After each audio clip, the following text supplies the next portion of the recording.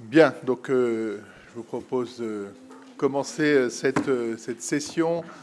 Je vais remercier Madame Comte, notre payeur départemental, d'être présente, ainsi que le contrôleur général Christophe Fuchs, et puis notre directeur aussi de Tourisme Loiret. Merci à eux d'être présents. Je vais laisser maintenant Madame la première vice-présidente, Florence Galzin, faire l'appel. Alors, bonjour à toutes et tous. Marie-Laure Baudouin. Laurence Bellet. Christophe Bouquet. Thierry Bracmont. Christian Brault.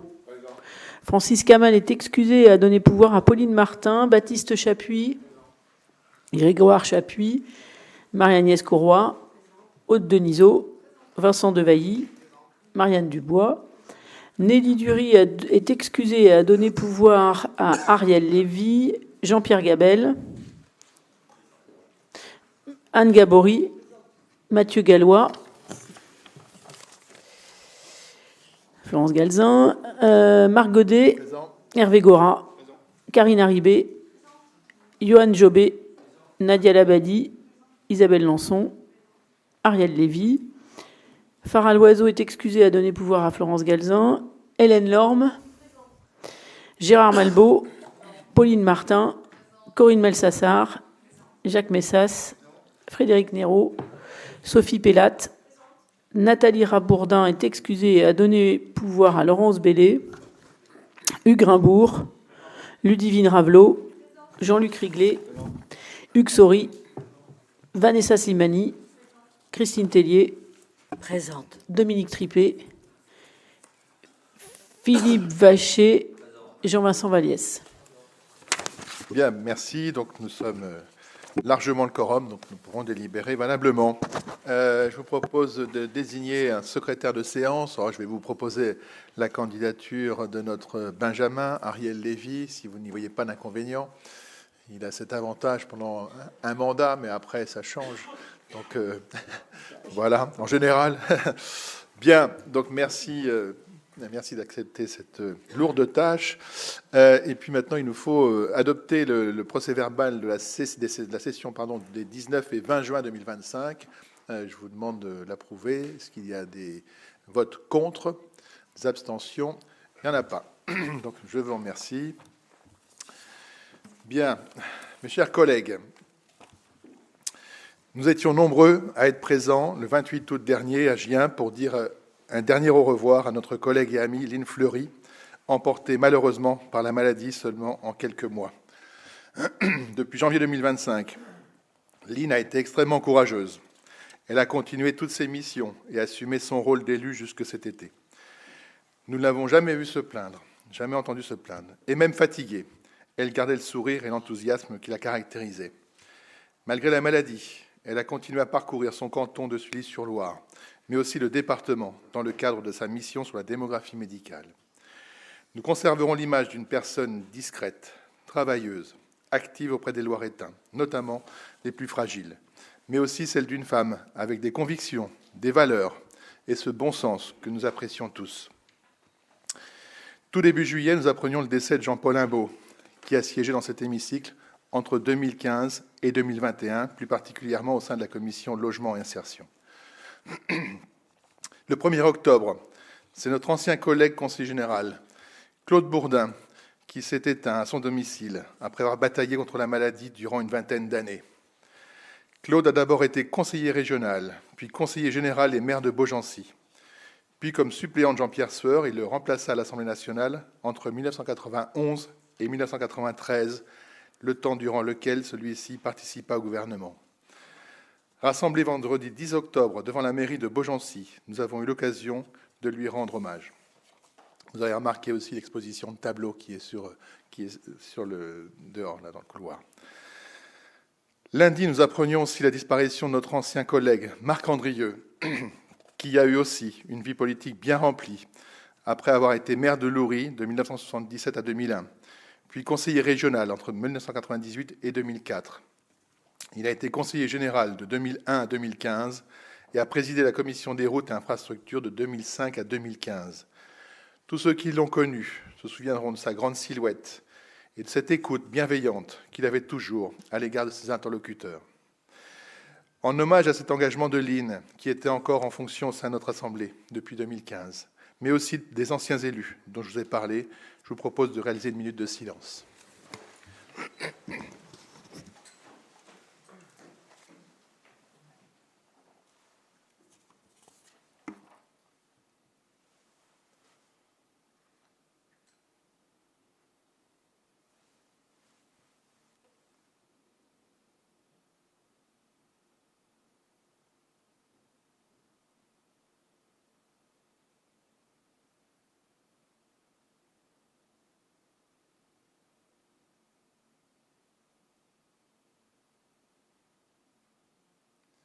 Merci.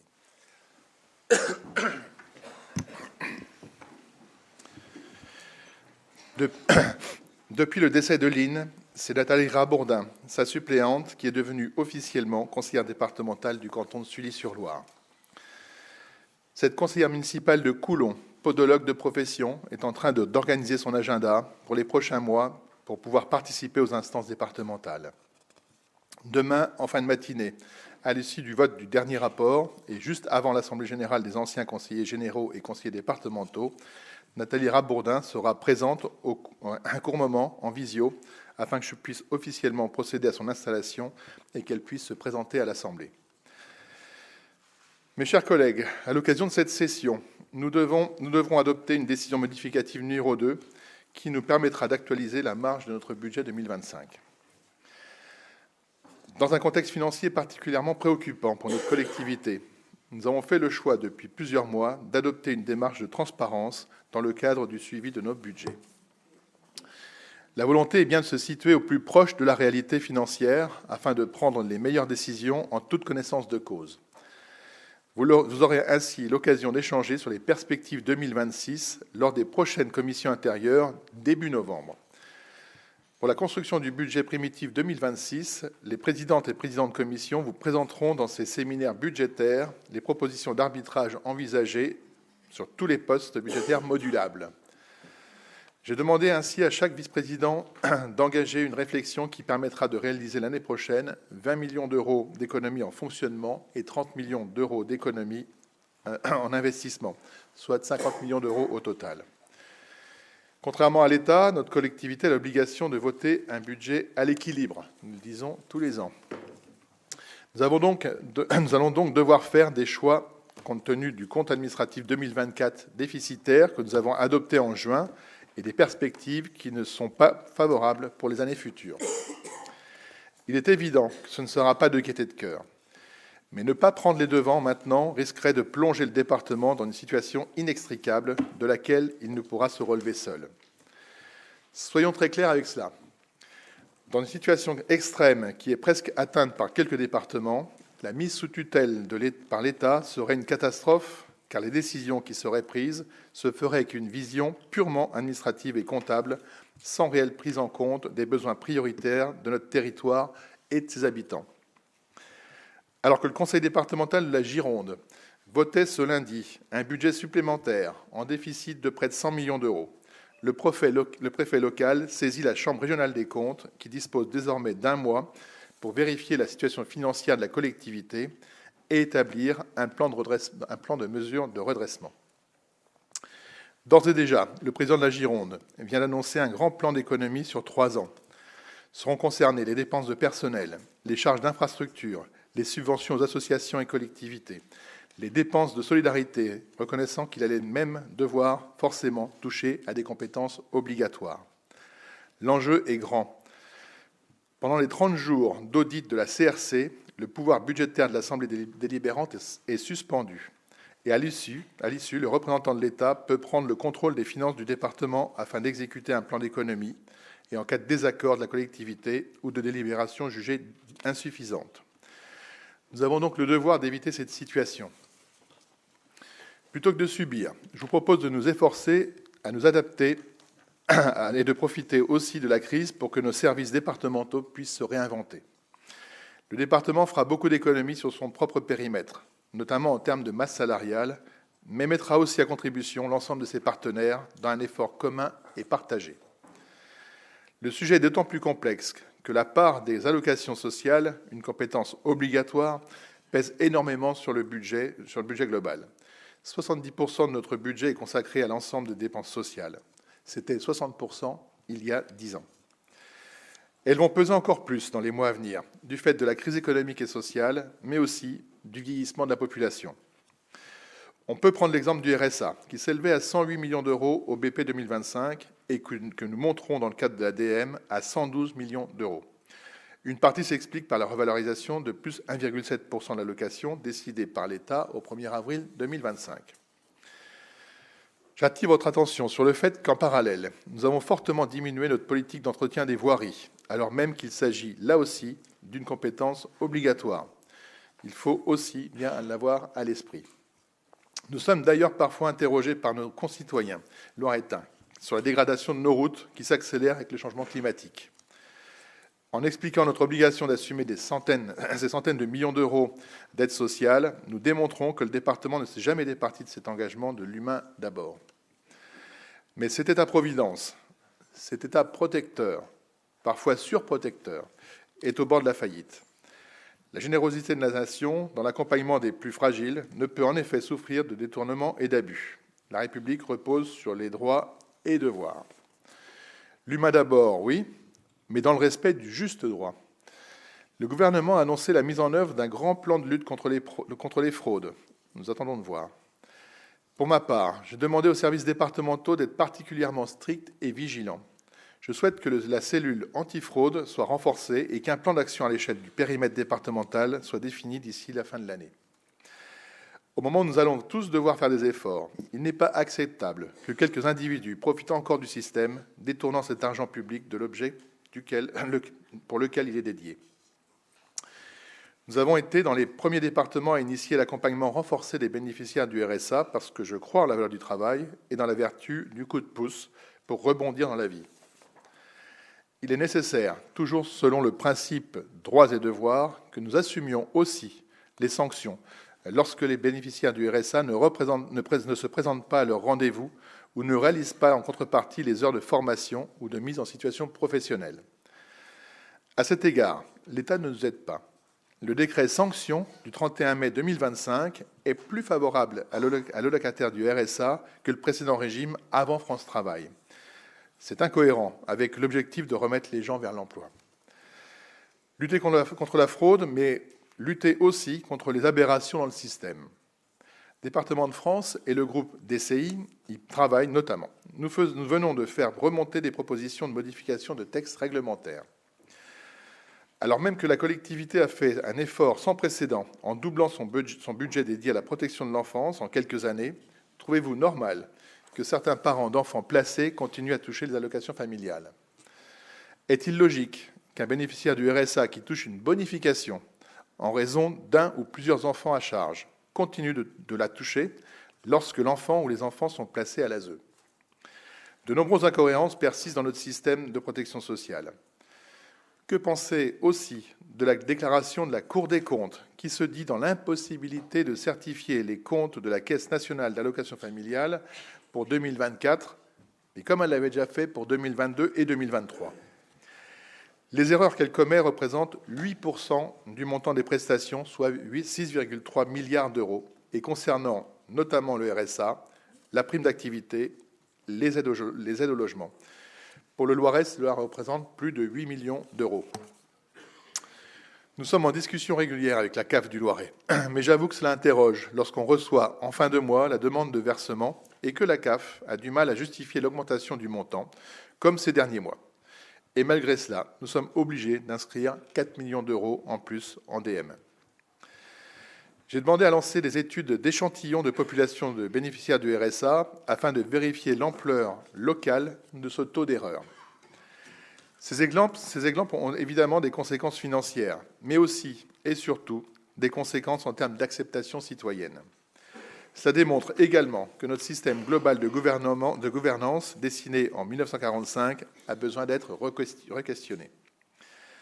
Face à l'instabilité politique nationale et la perte d'un horizon pour la nation France, il me semble plus que nécessaire d'envisager une réorganisation des pouvoirs dans notre pays. L'épisode du gouvernement Lecornu I le plus court de l'histoire de la République, avec une existence de 14 heures et 26 minutes, c'est précis, a été particulièrement consternant pour nos concitoyens à la vie politique française. Mais le Premier ministre avait eu le temps, dans les jours qui ont précédé, d'adresser à l'ensemble des élus un courrier invitant à une consultation pour un grand acte de décentralisation, de clarification et de liberté locale. Il est en effet indispensable de reposer des questions simples. Qui est responsable et de quoi? Transférer une compétence, c'est transférer à la fois les moyens financiers, mais le pouvoir normatif. Celui qui décide et celui qui paye. Je pense que si on arrivait déjà à avancer sur ces trois questions, on ferait un grand pas dans l'amélioration de l'efficacité des politiques publiques. Et encore une fois, pour moi, c'est au cœur de la crise démocratique, que nous traversons. Dire ce que l'on fait, faire ce que l'on dit, apporter des réponses concrètes en proximité aux problématiques rencontrées par nos concitoyens, voilà, à mon sens, les meilleures armes contre, d'une part, la défiance grandissante à l'égard des dirigeants politiques et, d'autre part, à la montée des extrêmes. Mes chers collègues, vous l'aurez compris, nous sommes dans une période historique de changement, que ce soit sur le plan géopolitique, au niveau national, comme à l'échelle de nos territoires. Je vous propose en responsabilité d'avancer humblement, avec honnêteté et solidarité, de travailler ensemble à trouver les meilleures propositions pour le Loiret. Les contraintes qui s'imposent tous les jours et auxquelles nous ne pouvons pas nous soustraire nous y obligent. Alors on peut attendre que l'État vienne à notre secours. Il est malheureusement en grande difficulté. Espérons que le gouvernement Lecornu II, dans lequel siège désormais une ministre loiretaine, Stéphanie Rist, permettra le retour à une stabilité politique nationale. Si l'obstacle de la censure est franchi, on va le savoir dans quelques instants, ce sera une chance de pouvoir disposer d'une interlocutrice à l'écoute de tous ces sujets primordiaux pour le département, que sont l'autonomie, la santé, les familles et les personnes en situation de handicap. Alors oui, nous n'avons pas de baguette magique et la situation idéale n'existe pas, mais nous allons trouver des points de passage. À ces temps compliqués suivra sans nul doute une période plus rayonnante. À nous de la préparer dès maintenant, avec cette énergie que les élus locaux savent déployer. Voilà, je vous remercie et vous donne la parole. Alors, Hélène Lorme, Hugues Saury, Christine Tellier. Hélène Lorme. Merci, Monsieur le Président. Donc, permettez-moi, dans un premier temps, de nous associer à l'hommage fait aux élus récemment disparus et saluer leur engagement. Dans la période particulièrement instable et de tensions extrêmes dans notre pays, efforçons-nous de prendre la hauteur et de garder comme ancrage les valeurs fondamentales de notre République. Et pour cela, je souhaite évoquer la mémoire de Robert Badinter au Panthéon depuis le 9 octobre dernier. Sa panthéonisation salue le parcours de ce grand homme, avocat, devenu garde des Sceaux puis président du Conseil constitutionnel. Faire entrer une femme ou un homme au Panthéon, c'est aussi faire entrer ses principes et ses valeurs. Et Robert Badinter incarne avec une exemplarité rare les grands principes qui régissent notre République et qu'il n'a eu de cesse de défendre, à commencer par la défense des libertés publiques, mais aussi et surtout ce qui est le fondement de notre démocratie et qui nous permet de faire société, l'état de droit. L'actualité nous rappelle cruellement que les combats portés par Robert Badinter, que l'on aurait pu croire définitivement acquis, restent en réalité fragiles et sans cesse contestés. Ces remises en cause ébranlent les fondements mêmes de notre démocratie, comme en témoignent au quotidien les propos de certains responsables politiques et non plus seulement ceux de l'extrême droite. Notre Constitution est un pilier de notre État de droit. Si elle peut évidemment faire l'objet de révision, elle doit être respectée. Or, les attaques répétées dont elle fait objet de la part de certains élus et ministres, voire les attaques répétées envers son garant, le Conseil constitutionnel, qui serait un obstacle au peuple souverain, sont dangereuses. Regardons ce qui se passe actuellement sous nos yeux, aux États-Unis, pour nous convaincre que nous sommes sur une pente glissante. Deuxième pilier de notre État de droit, la justice, dont le principe intangible est l'égalité devant la loi. Comment tolérer les attaques qui visent non seulement des décisions judiciaires, mais l'institution elle-même, accusée d'être aux ordres ou politisée? Dans une grande démocratie, la justice est indépendante, la séparation des pouvoirs est un principe de l'État de droit. Et la justice s'applique à tous, sans exception. N'est-ce pas là notre premier devoir en tant qu'élus, quel que soit notre mandat, sénateurs, députés, maires, conseillers régionaux, départementaux, municipaux? Commençons par nous accorder sur ce dénominateur commun, le respect des fondements de notre État, de droit, car c'est de ces principes et d'eux seuls que dépend notre capacité à faire société. Les principes sont ceux-là même, qui définissent un cadre dans lequel notre démocratie peut fonctionner, un cadre dans lequel nous pouvons débattre, cadre dans lequel chacun, élu par les citoyens, peut défendre ses opinions, ses convictions, ses idées, comme nous pouvons le faire dans cette enceinte. Je formule donc le vœu, dans cette période incertaine, que nous puissions au moins démontrer une utilité en nous inscrivant pleinement dans les combats de Robert Badinter pour les libertés individuelles et le respect de l'État de droit. Les débats que j'évoquais, nous les aurons au cours de cette session et encore plus dans les séminaires qui viennent, dans le cadre des arbitrages budgétaires qui devront être réalisés et qui ont déjà commencé. Comme déjà évoqué, et vous le savez, Monsieur le Président, il n'est jamais agréable pour les élus d'apprendre certaines décisions, non pas en commission, mais via les médias digitaux ou en ouvrant le journal, en allumant la radio. C'est ce que vous avez pourtant fait encore une fois cette semaine en annonçant une baisse de subventions aux associations. Nous regrettons la méthode. Nous espérons par ailleurs que lors de la tenue des commissions de début novembre, nous aurons plusieurs jours en amont des réunions, des documents précis dans chaque commission qui permettront à chacun de leurs membres d'en prendre connaissance sereinement, les questionner et pouvoir en débattre avant que tout ne soit acté. Pour arbitrer, il ne faut pas simplement faire des additions et des soustractions, mais bel et bien avoir un cap politique clair, avec une totale conscience des impacts des décisions prises sur nos citoyens.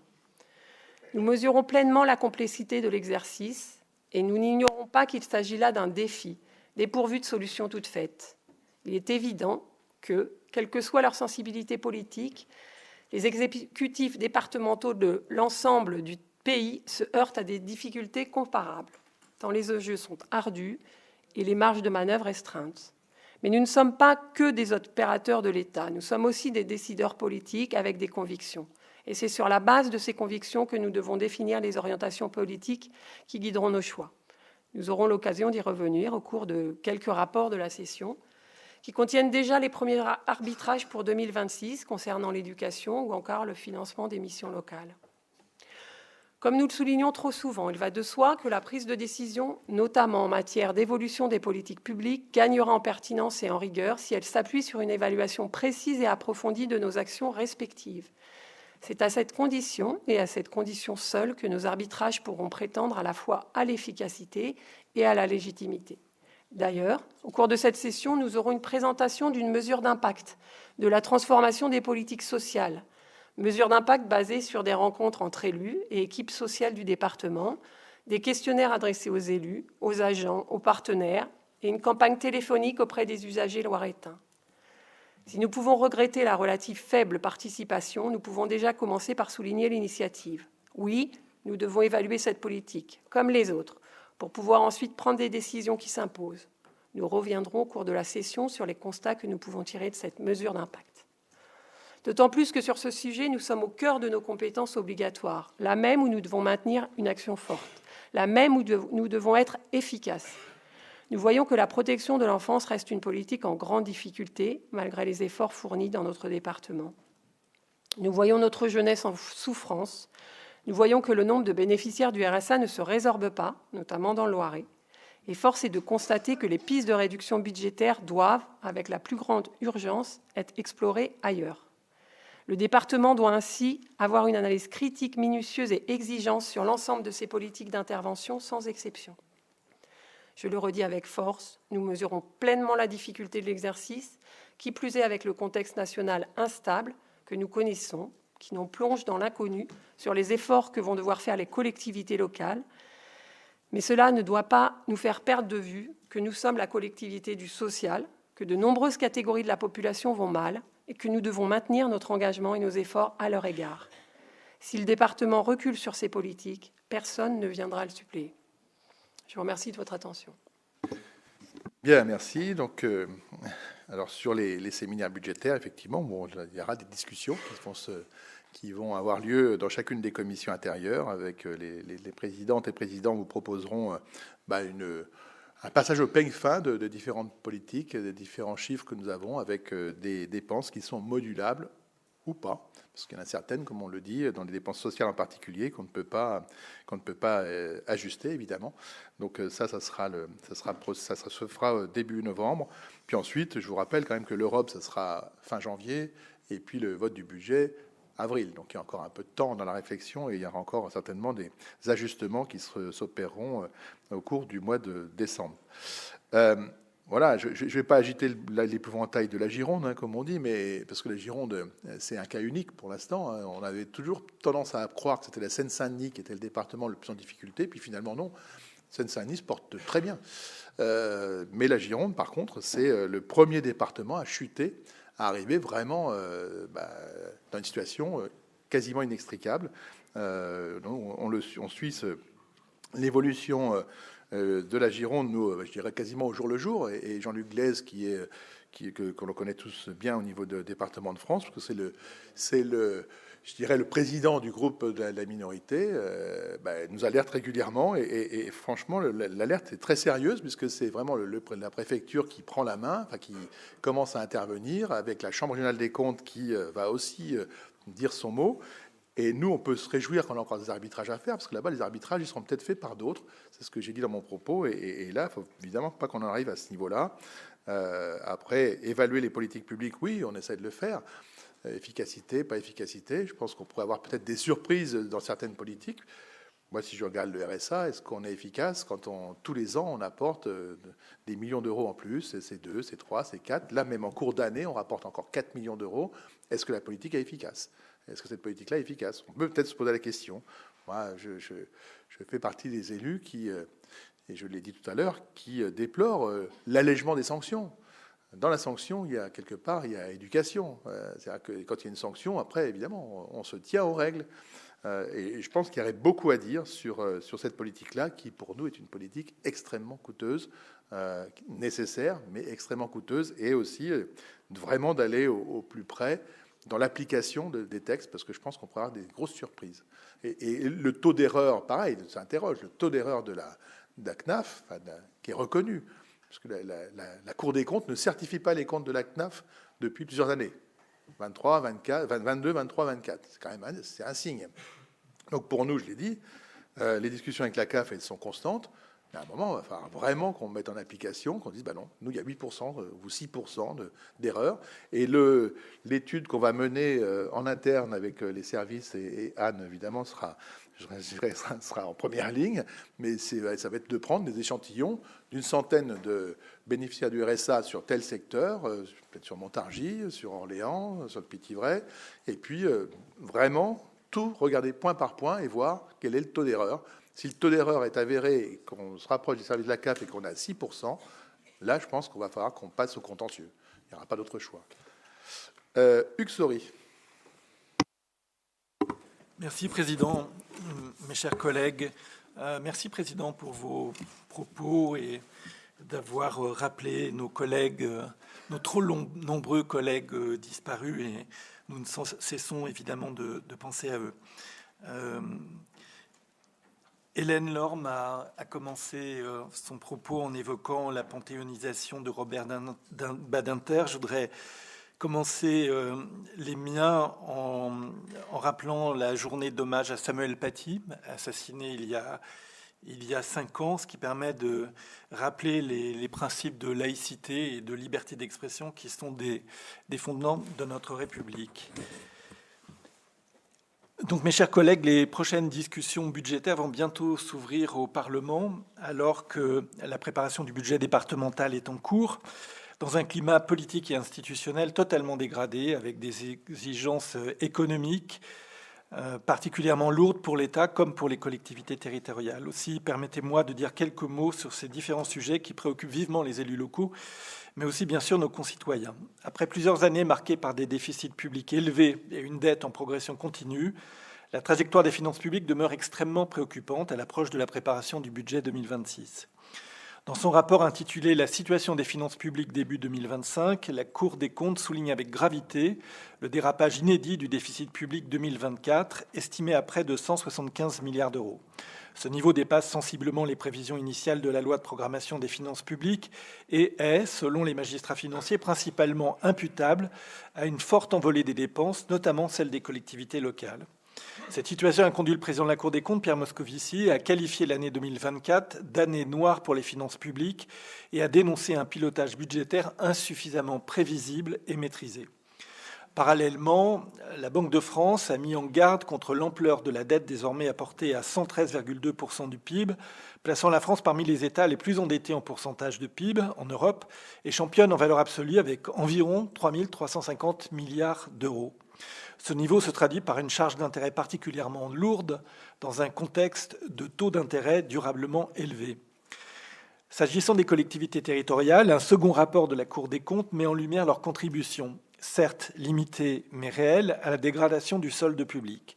Cette situation résulte d'un effet de ciseaux de plus en plus marqué entre les dépenses de fonctionnement et d'investissement dynamiques et des recettes en progression plus limitées.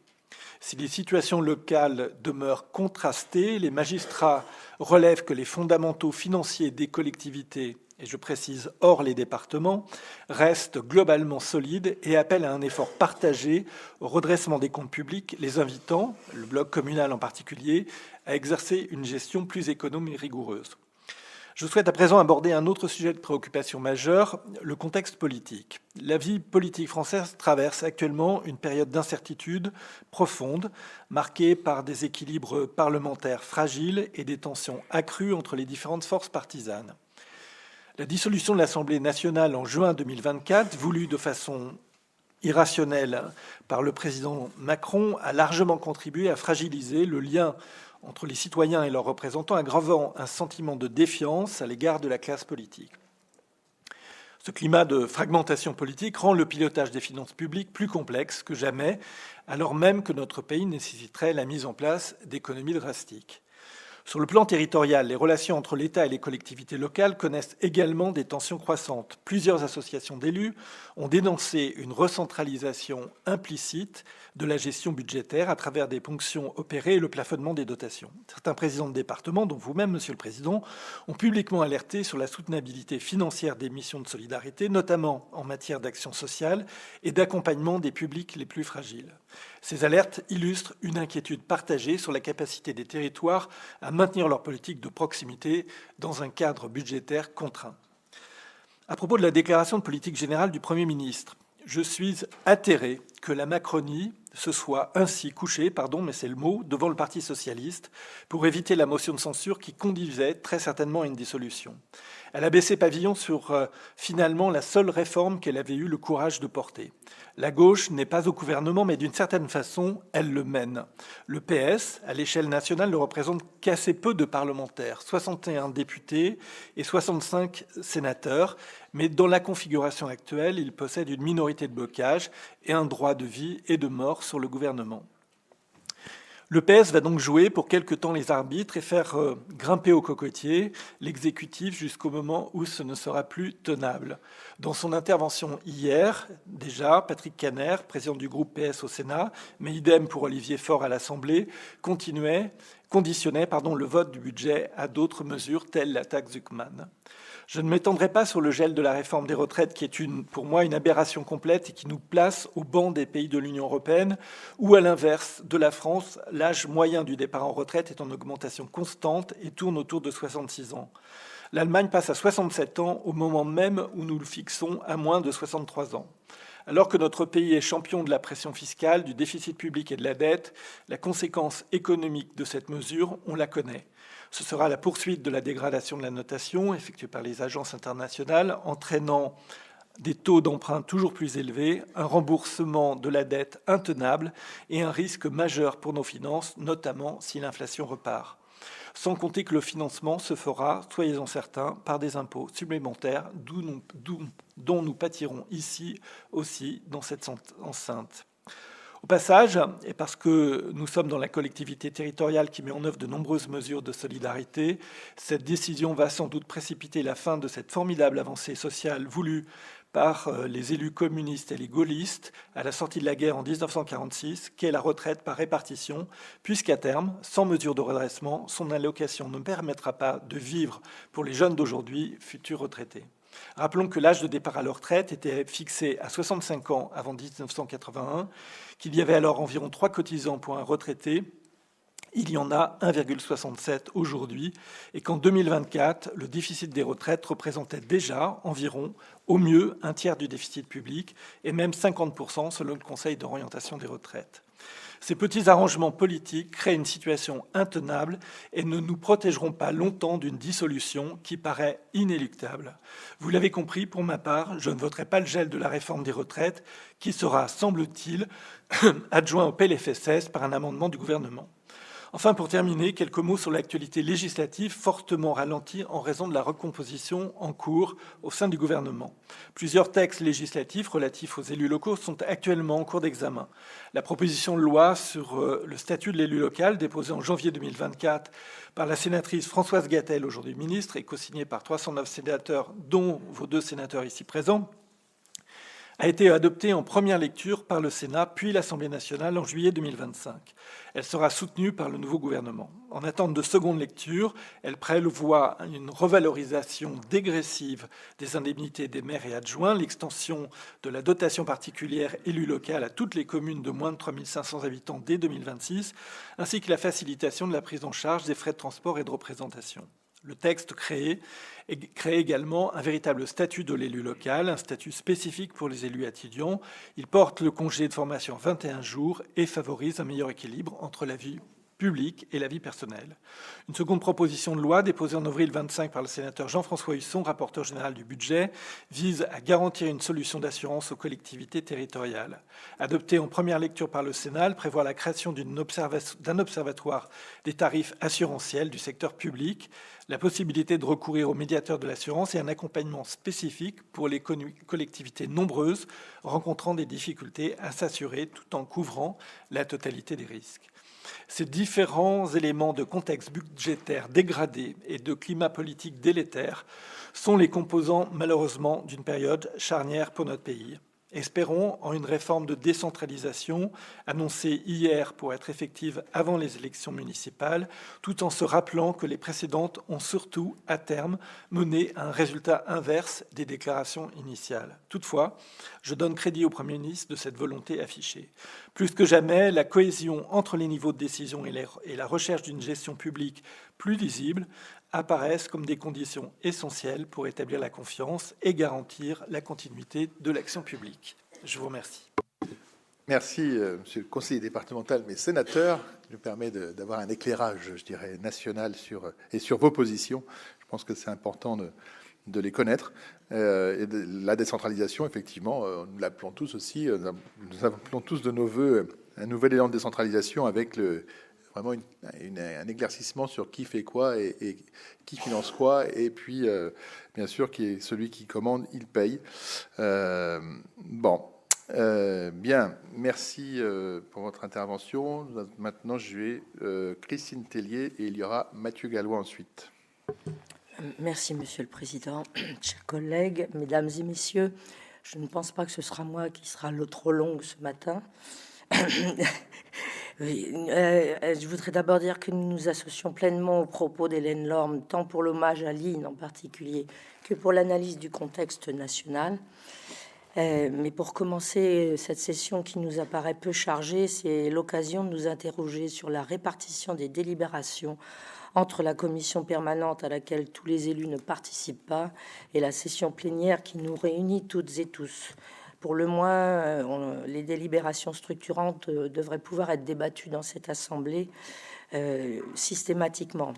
Pour celle-ci d'assemblée, 3 points nous semblent à relever. D'abord, la convention prévention État-département. Elle ne pouvait m'échapper. Dans cette convention, les départements s'engagent à diminuer les moyens, s'engagent à ne pas diminuer les moyens financiers qu'ils consacrent en propre à l'aide sociale à l'enfance et à la protection maternelle infantile. par rapport à l'année de référence 2024, et ce pour toute la durée du contrat. Ce qui signifie pour nous que tous les emplois dans le secteur de l'enfance doivent être maintenus, et en particulier à la PMI, et les dépenses réalisées en 2024 reconduites sur la durée de la convention. Nous soulignons également l'importance de la prévention en amont de l'intervention précoce, c'est-à-dire par exemple le visite à domicile dans les familles qui sont déjà repérées comme ayant des problèmes, et de la prise en charge par la protection de l'enfance lorsque cela est nécessaire. En particulier, les subventions aux associations œuvrant dans ce domaine ne doivent donc pas être diminuées ni en 2026 ni en 2027, sinon cela viendrait contrecarrer l'engagement pris. Le deuxième point sur lequel je voudrais dire quelques mots, pour notre groupe, le rapport sur la transformation des politiques sociales. Ce travail d'évaluation d'une politique publique est à relever, ainsi que sa présentation en commission. Et oui, je crois que toutes nos politiques, comme vous le disiez, Monsieur le Président, ou que vous vous interrogiez sur ce fait, devraient être ainsi évaluées. Nous reviendrons sur le contenu de cette évaluation lors de la délibération, mais notons toutefois en introduction que si les résultats sont mitigés, pour certains points, c'est le moins qu'on puisse dire, le bénéfice principal constaté est une plus grande proximité des agents du département. Cette capacité d'intervenir au plus près des Loiretains ne saurait être remise en cause par des choix hasardeux dans la stratégie RH. Par exemple, les responsables d'équipes pluridisciplinaires sont un maillon essentiel dans le bon fonctionnement et la couverture territoriale de l'action sociale. La réduction du nombre de ces responsables d'équipe annoncée dans le tableau des effectifs nous interroge fortement, nous semble tout à fait injustifiée, et nous vous demandons de bien vouloir reconsidérer cette décision. Et enfin, l'ADM. Alors oui, l'ADM, Monsieur le Président, elle donne des indications. On ne va pas prendre d'ores et déjà le débat que nous aurons pour le budget, mais je voudrais relever un point qui, sans doute, vous a beaucoup agacé. Monsieur le Président, vous avez engagé un bras de fer financier avec l'État via la CAF pour protester contre la charge que le RSA faisait peser sur les départements. Et en 2024, vous avez pour cela décidé de ne pas verser à la CAF le montant dû pour le RSA au cours du dernier trimestre. Bien évidemment, il vous a été appliqué des pénalités de retard inscrites dans notre DM pour la somme de 416 751 €, ce qui explique sans doute votre attaque en règle de la CAF tout à l'heure dans votre introduction, mettant en doute sa rigueur et son impartialité, ce qui est tout de même bien étonnant. Bien étonnant. Et de notre côté, 416 751 € de pénalité. Est-ce que nous aussi, nous avons une bonne gestion? Ce montant aurait couvert les baisses de subventions de nombreuses associations, à commencer par le planning familial, les associations et entreprises d'insertion, voire la culture pour les jeunes qui disparaissent et vont disparaître faute de moyens. Et vous nous en annoncez encore des baisses pour 2026. Voilà une bien mauvaise opération, au détriment du cœur de notre action et de la principale justification de l'existence des conseils départementaux. Je vous remercie. Bien, merci. Sur la répartition des aides des délibérations, oui, on essaie de faire en sorte que les délibérations qui passent en CP sont des délibérations qui passent très vite. Je pense que les collègues qui sont ici même l'ont vu tout à l'heure. C'est des délibérations où il n'y a pas eu de voix discordante parce que ce sont, je dirais, c'est le fil de l'eau. Pour les délibérations plus structurantes, elles passent évidemment en session. Sur l'évaluation des politiques publiques, bah oui, ça je pense qu'il faut qu'on arrive à le faire progressivement sur un ensemble de politiques publiques. On l'a fait sur le TPS parce que c'est une action qu'on avait lancée il y a quelques années. Maintenant, on arrive, je dirais, au terme du déploiement. Bon, sur la répartition des responsables EP, je pense qu'il y a discussion à avoir. Bon, pour moi, quand on a deux EP qui sont à quelques kilomètres l'une de l'autre sur un territoire, sur un même territoire, bon, je pense que la question mérite d'être posée si on a besoin d'avoir deux responsables ou pas. Sur la partie enfance, je vais laisser Florence sur la convention État-département et la partie plus particulièrement enfance. Sur la CAF, oui, on maintient le bras de fer. Je pense qu'il faut continuer. Quand on le voit, je pense qu'il faudra aller un moment au contentieux. Et tous les départements iront au contentieux. Florence.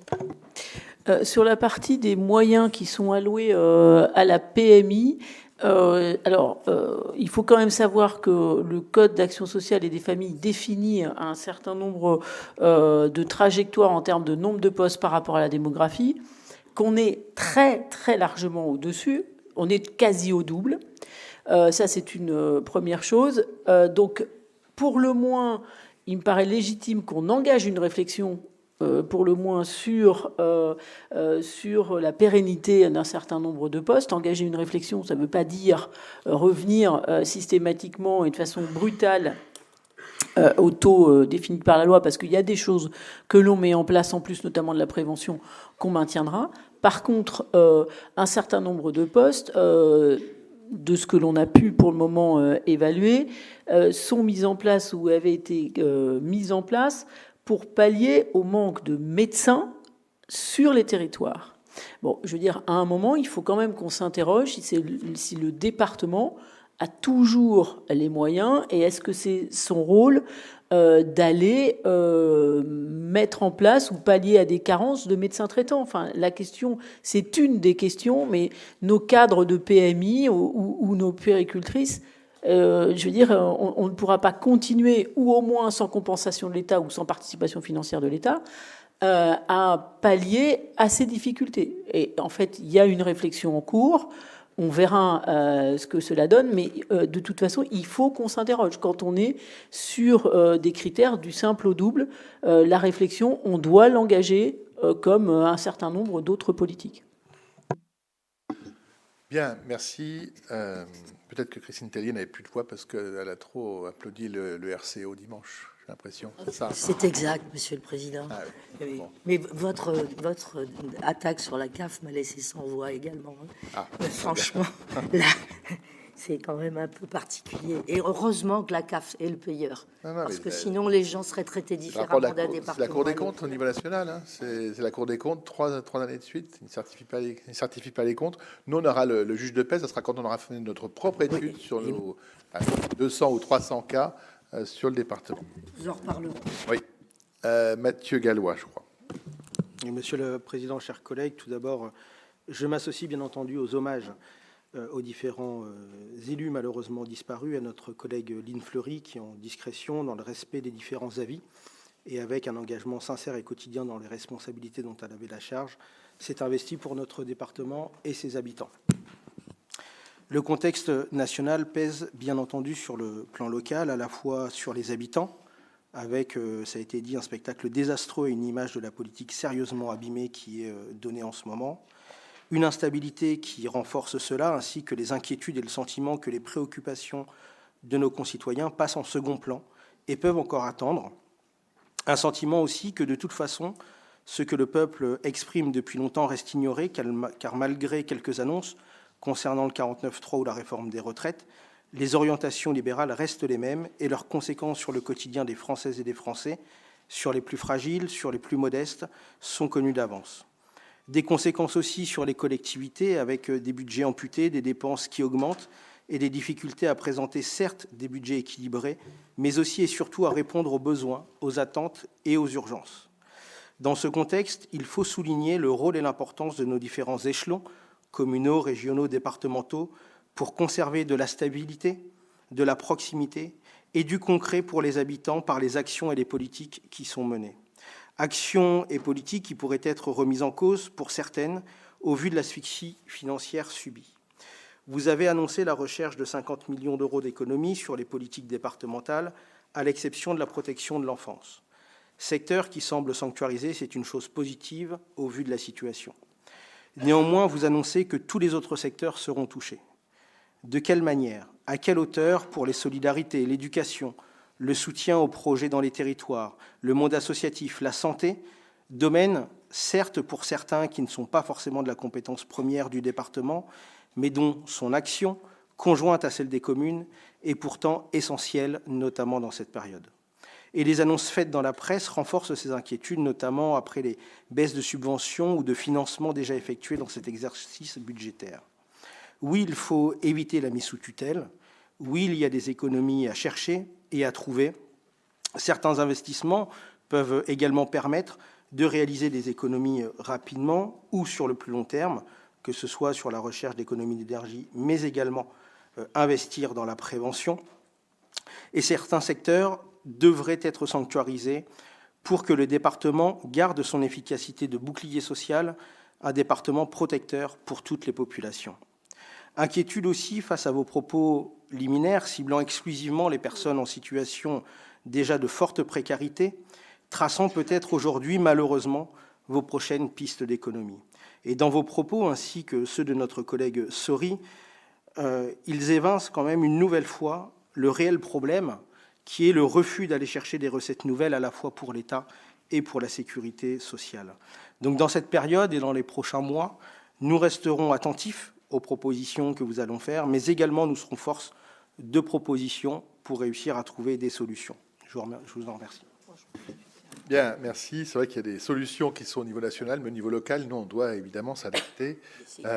Dans mes annonces presse, entre guillemets, j'ai évidemment annoncé que nous allions faire des économies sur notamment les associations. Je n'ai pas donné de taux, de niveau d'économie. Je me suis bien gardé, mais de toute façon, clairement, on n'aura pas d'autre choix.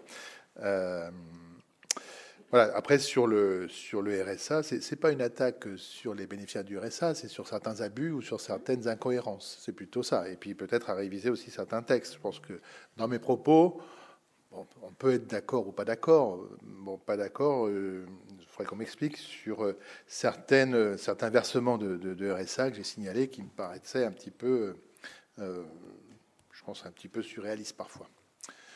Est-ce qu'il y a d'autres interventions? Hop là, Anne Gabory. Oui, merci, Président. Juste quelques mots sur le RSA, effectivement, pour souligner, vous l'avez dit, Président, en ouverture, que à l'ADM qui va être proposé à vos votes, il y a 4,2 millions d'euros en plus sur le RSA. Et on était déjà sur un chiffre bien supérieur à l'année d'avant. On était à 108 millions. Donc c'est vrai que c'est exponentiel.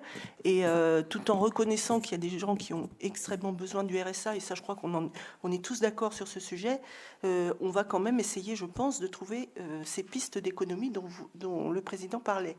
Je pense notamment, et il n'y a pas que ça, il y a des choses qui ont été citées par le Président tout à l'heure, au niveau de la fraude, évidemment, au niveau de certaines familles qui touchent un RSA majoré et qui ont des enfants placés, c'est vrai qu'on peut se poser les questions.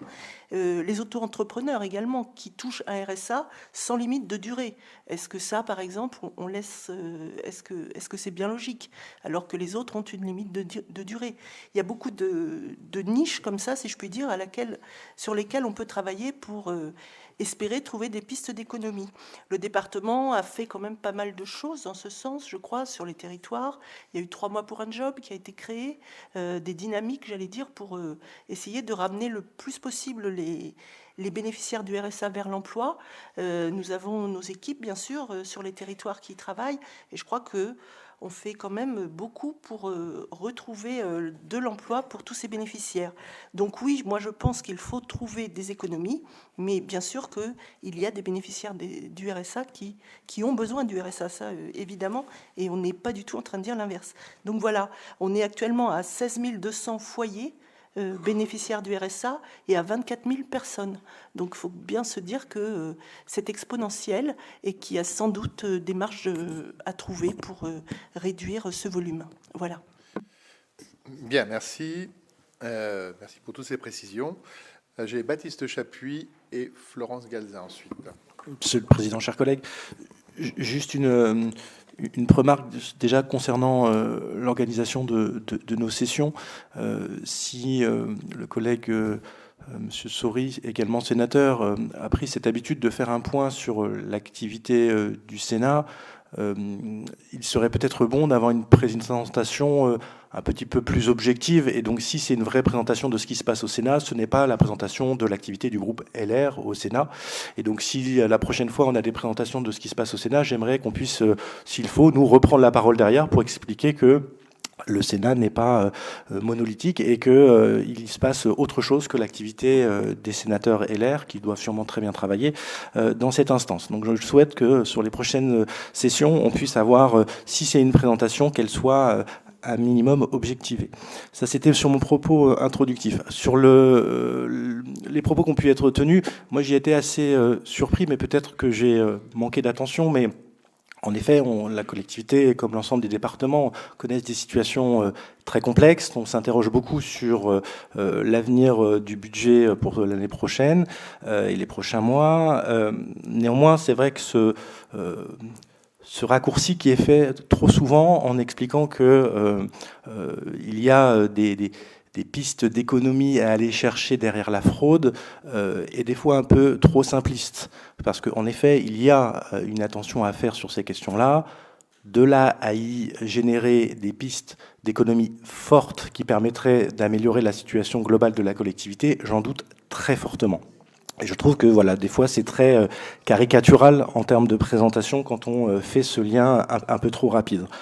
Un peu caricatural aussi, et je faisais une petite allusion en disant qu'on était sur le bingo assez classique des propos qu'on pouvait déjà entendre, c'est de se dire qu'on allait chercher la fraude, mais il ne faut surtout pas toucher aux plus hauts revenus et aux plus grandes rémunérations et les plus grands patrimoines de notre pays. Et donc voilà, l'idée c'est de toujours faire peser sur les mêmes l'imposition et de ne pas aller chercher un peu d'argent supplémentaire dans les 1300 euros, enfin les 1300 Français, pardon, les plus riches, et ça me surprend toujours. Enfin voilà, je le partage avec vous cette remarque parce que c'est toujours assez surprenant cette capacité qu'ont certains élus de défendre les plus riches en France. Donc c'est très bien, mais voilà, je voulais vous le partager. Enfin, pour conclure, vous partagez aussi les remontées que j'ai eues suite à aux articles dans la presse, suite à la conférence qui a eu lieu sur les projections budgétaires. Je trouve qu'il y a eu peut-être une maladresse, ou en tout cas, ça a créé une situation très anxiogène en disant qu'on allait baisser sans donner les montants, avec une enveloppe globale de 20 millions qui a été annoncée dans la presse avant qu'elle nous soit annoncée ici, mais ça a déjà été évoqué par Hélène Lorme. Mais mettez-vous à la place du tissu associatif qui s'est mobilisé très fortement samedi dernier, qui connaît déjà des situations très dures. Un président de département qui accompagne massivement les associations depuis des années dit voilà, on a 20 millions d'euros à trouver, vous allez tous être impactés, mais je vous en dis pas plus. Et là, vous le redites là, et vous nous dites rendez-vous au mois d'avril, quand la session budgétaire aura lieu. Et donc moi, je vous le dis, Monsieur le Président, il sera nécessaire, à l'inverse de ce qui n'a pas pu être fait sur la précédente année, d'informer très tôt les associations des décisions qui vont être prises. Trop d'associations sont en train de préparer leur budget sur l'année 2026, et si nous n'apportons des réponses qu'en avril 2026, leur budget sera beaucoup trop engagé et on va mettre en difficulté encore plus ces structures qui ont été fragilisées. Donc vraiment, je le demande, je ne sais pas dans quel mécanisme on pourrait informer en amont d'orientations qui seraient prises pour que les associations puissent se positionner, construire leur budget, préparer leur projet, parce qu'on l'a vu l'année dernière, les décisions ont été très brutales et donc sans capacité d'anticipation. Donc je vous le demande, Monsieur le Président, je ne sais pas juridiquement comment c'est possible, mais je pense qu'on peut essayer d'imaginer quelque chose pour que les associations puissent avoir des informations claires sur leur budget 2026 le plus tôt possible. Merci. Bien, merci. Donc sur ce dernier point, effectivement, j'ai souhaité communiquer assez tôt en prévenant qu'il y aurait des baisses importantes de subventions au monde associatif. Dire alors aujourd'hui qu'elles seront de 10, 15, 20%, je pense qu'il faut s'attendre à ce qu'elles soient de cet ordre-là. Donc c'est vrai que c'est important, ça fait une somme importante, mais on n'aura pas d'autre choix. Et puis voter le budget en avril, pour nous, ça nous permet aussi de connaître l'impact du PLF. C'est-à-dire que si on nous réinvente un Dilico bis, je vous rappelle, l'année dernière, c'était 1 200 000 euros de contribution. Contribution momentanée, parce qu'on nous a dit, vous versez, vous prélèvez 1,2 million, puis on vous les redonnera sur 3 ans. Donc, je ne sais pas si on va retoucher déjà en 2026 une fraction de notre DILICO, j'en suis pas sûr. Je pense qu'il y aura certainement un autre prélèvement qui va arriver, parce qu'on a cru lire quelques propos où on disait qu'il fallait faire encore plus d'économies sur les collectivités locales. Donc, on va se retrouver encore dans cette optique d'être de nouveaux contributeurs. À moins qu'on soit dans les départements en grande difficulté, auquel cas on ira chercher un soutien auprès de l'État, ce dont je ne suis pas tout à fait sûr. Voilà, sur les pistes d'économie, alors quand vous dites que je cible les fraudeurs, non, je cible quelques fraudeurs, oui, effectivement. Je pense qu'il faut essayer de faire en sorte d'avoir le juste droit. Il y a des exemples. Quand vous supprimez le RSA à une personne et que la personne ne réagit pas, vous dites que c'est un revenu annexe. Ça existe. Et d'ailleurs, on a eu un échange avec Madame la procureure qui aussi nous dit qu'on va essayer d'avoir des rapprochements entre certaines données, notamment sur alors je ne vais pas dire des narcotrafiquants, mais enfin en gros du trafic, l'agent du trafic, qui parfois alimente aussi des revenus de ménage.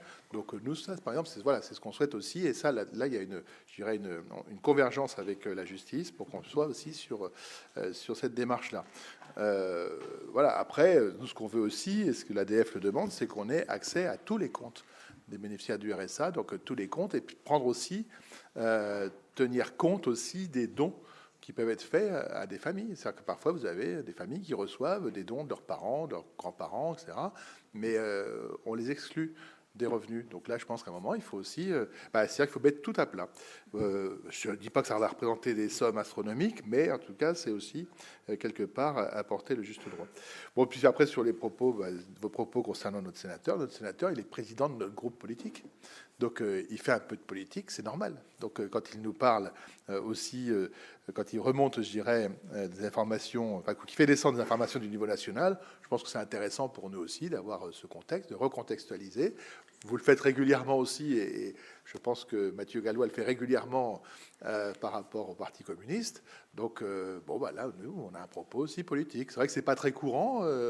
C'était très fréquent à une époque. Bon, là, maintenant, il y a des situations qui méritent aussi d'être entendues.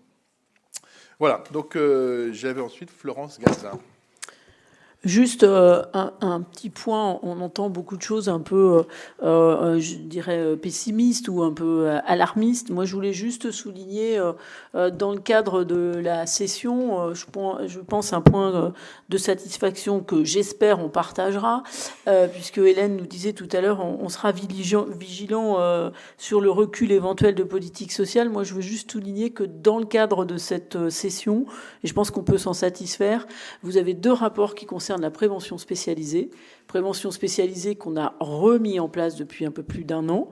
Il faut quand même le souligner, c'est quand même une politique qu'on a réintroduit, et que dans le cadre de ces actions sur la prévention spécialisée, si on regarde les 2 rapports, on a, alors en à peine une année, ça peut paraître un peu marginal et des chiffres qui sont pour le moment modestes, j'en conviens, mais 23 jeunes qui ont été accompagnés sur le Montargois et le Sully-Lillois, 8 qui ont été accompagnés dans un retour à l'emploi et 5 qui ont été réaccompagnés pour une poursuite de la scolarisation. Alors ça peut paraître peu, mais là où on s'interroge sur d'éventuels reculs de politique sociale, c'est une politique qu'on a réintroduite qui amène des éléments positifs et des accompagnements positifs, et je crois que effectivement il y a beaucoup de choses sur lesquelles on s'interroge et sur lesquelles on peut être peut-être un peu pessimiste, mais quand il y a quelques éléments d'optimisme, je pense qu'il faut aussi les souligner.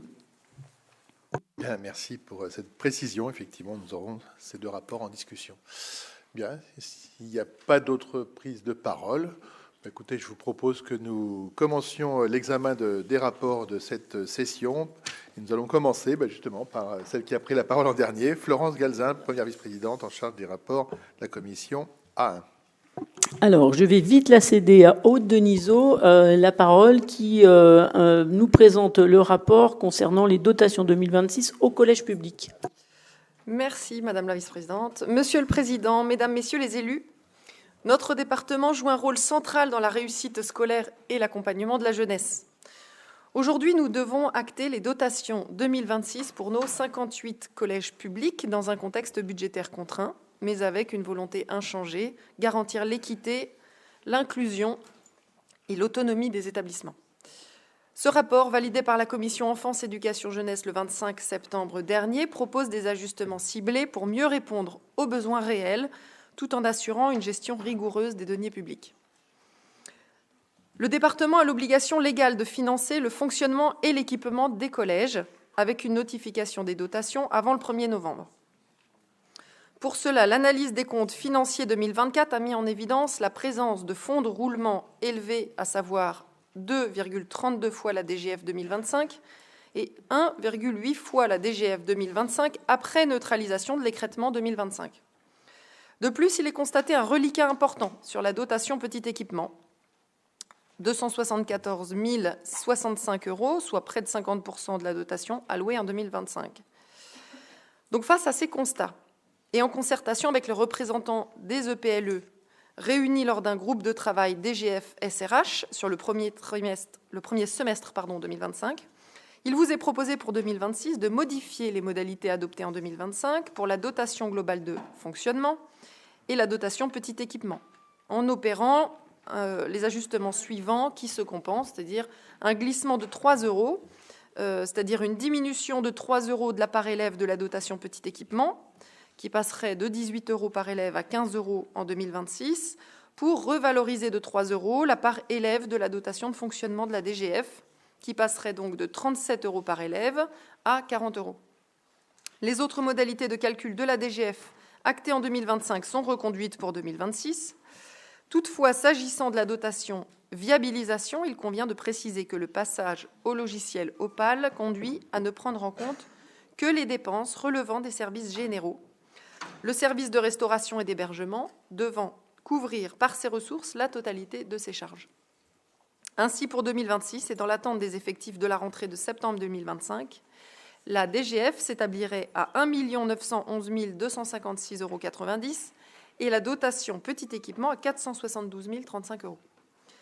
La subvention spécifique maintenance pour les collèges en partenariat public-privé, donc en PPP, ou en marché global de performance, MGP, est reconduite sur la base 2025, soit une enveloppe 2026 de 40 000 €, ce qui correspond à 4 000 € par EPLE.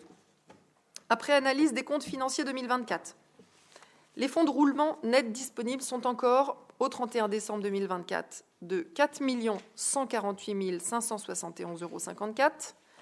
Or, le collège de Sully, qui n'avait pas rendu son compte financier, contre 4 259 193,65 € pour les 58 EPLE en 2023.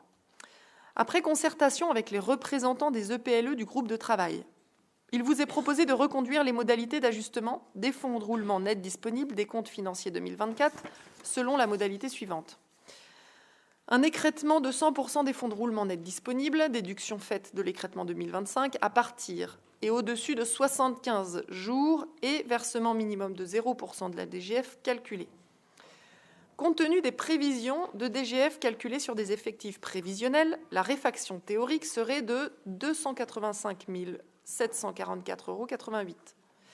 Il est précisé que pour 8 collèges, il est tenu compte de situations comptables exceptionnelles liées au passage à Opal et à un calage de reversement au département du dernier trimestre de la contribution aux convives.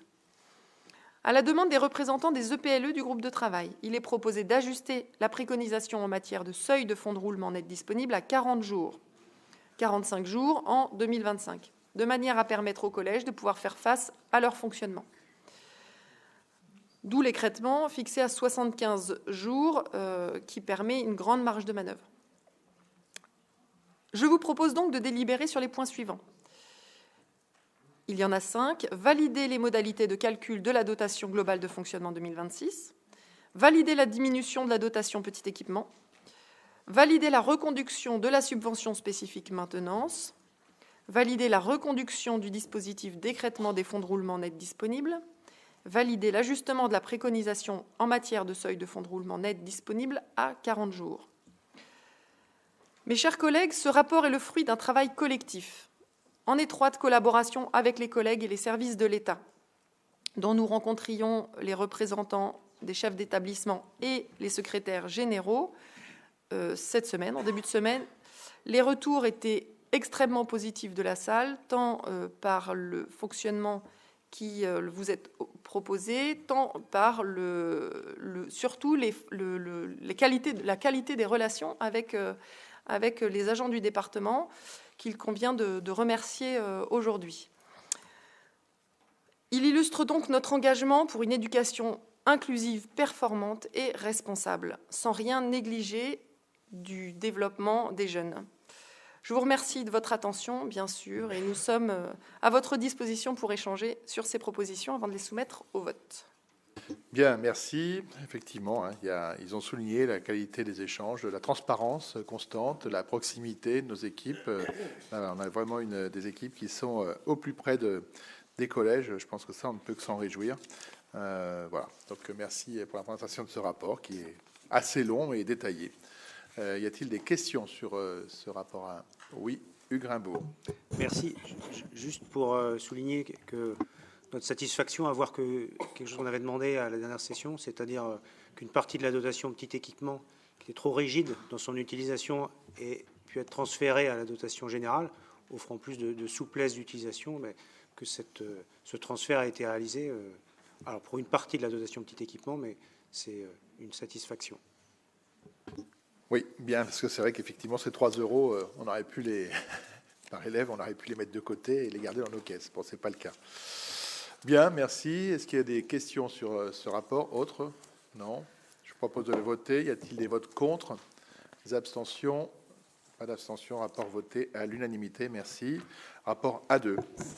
Donc, qui concerne la tarification des repas et le taux de contribution des convives dans les collèges, qui vous est présenté par Nadia Labadi. Merci. Mes chers collègues, ce rapport est issu d'une concertation avec les représentants des EPLE qui se sont réunis lors d'un groupe de travail sur le premier semestre 2025 et a été validé par la Commission Enfance, Éducation et Jeunesse le 25 septembre dernier. Depuis 2016, le département harmonise la tarification des repas dans les collèges avec une actualisation annuelle basée sur l'indice INSEE des prix à la consommation. En 2023 et 2024, face à l'inflation, les tarifs ont été gelés pour protéger le pouvoir d'achat des familles. Cependant, la hausse des coûts des denrées et des charges a rendu nécessaire une revalorisation progressive. Pour 2025, le prix du repas a été porté à 3,70 € et aujourd'hui, il est proposé une augmentation modérée pour 2026 afin de préserver l'équilibre du service tout en limitant l'impact sur les familles. Il est proposé une revalorisation alignée donc sur l'indice INSEE d'avril 2005 du prix du repas de référence pour un élève demi-pensionnaire qui passerait à 3,75 €. Les tarifs des autres convives, personnels et invités, ceux des internats, suivent la même évolution.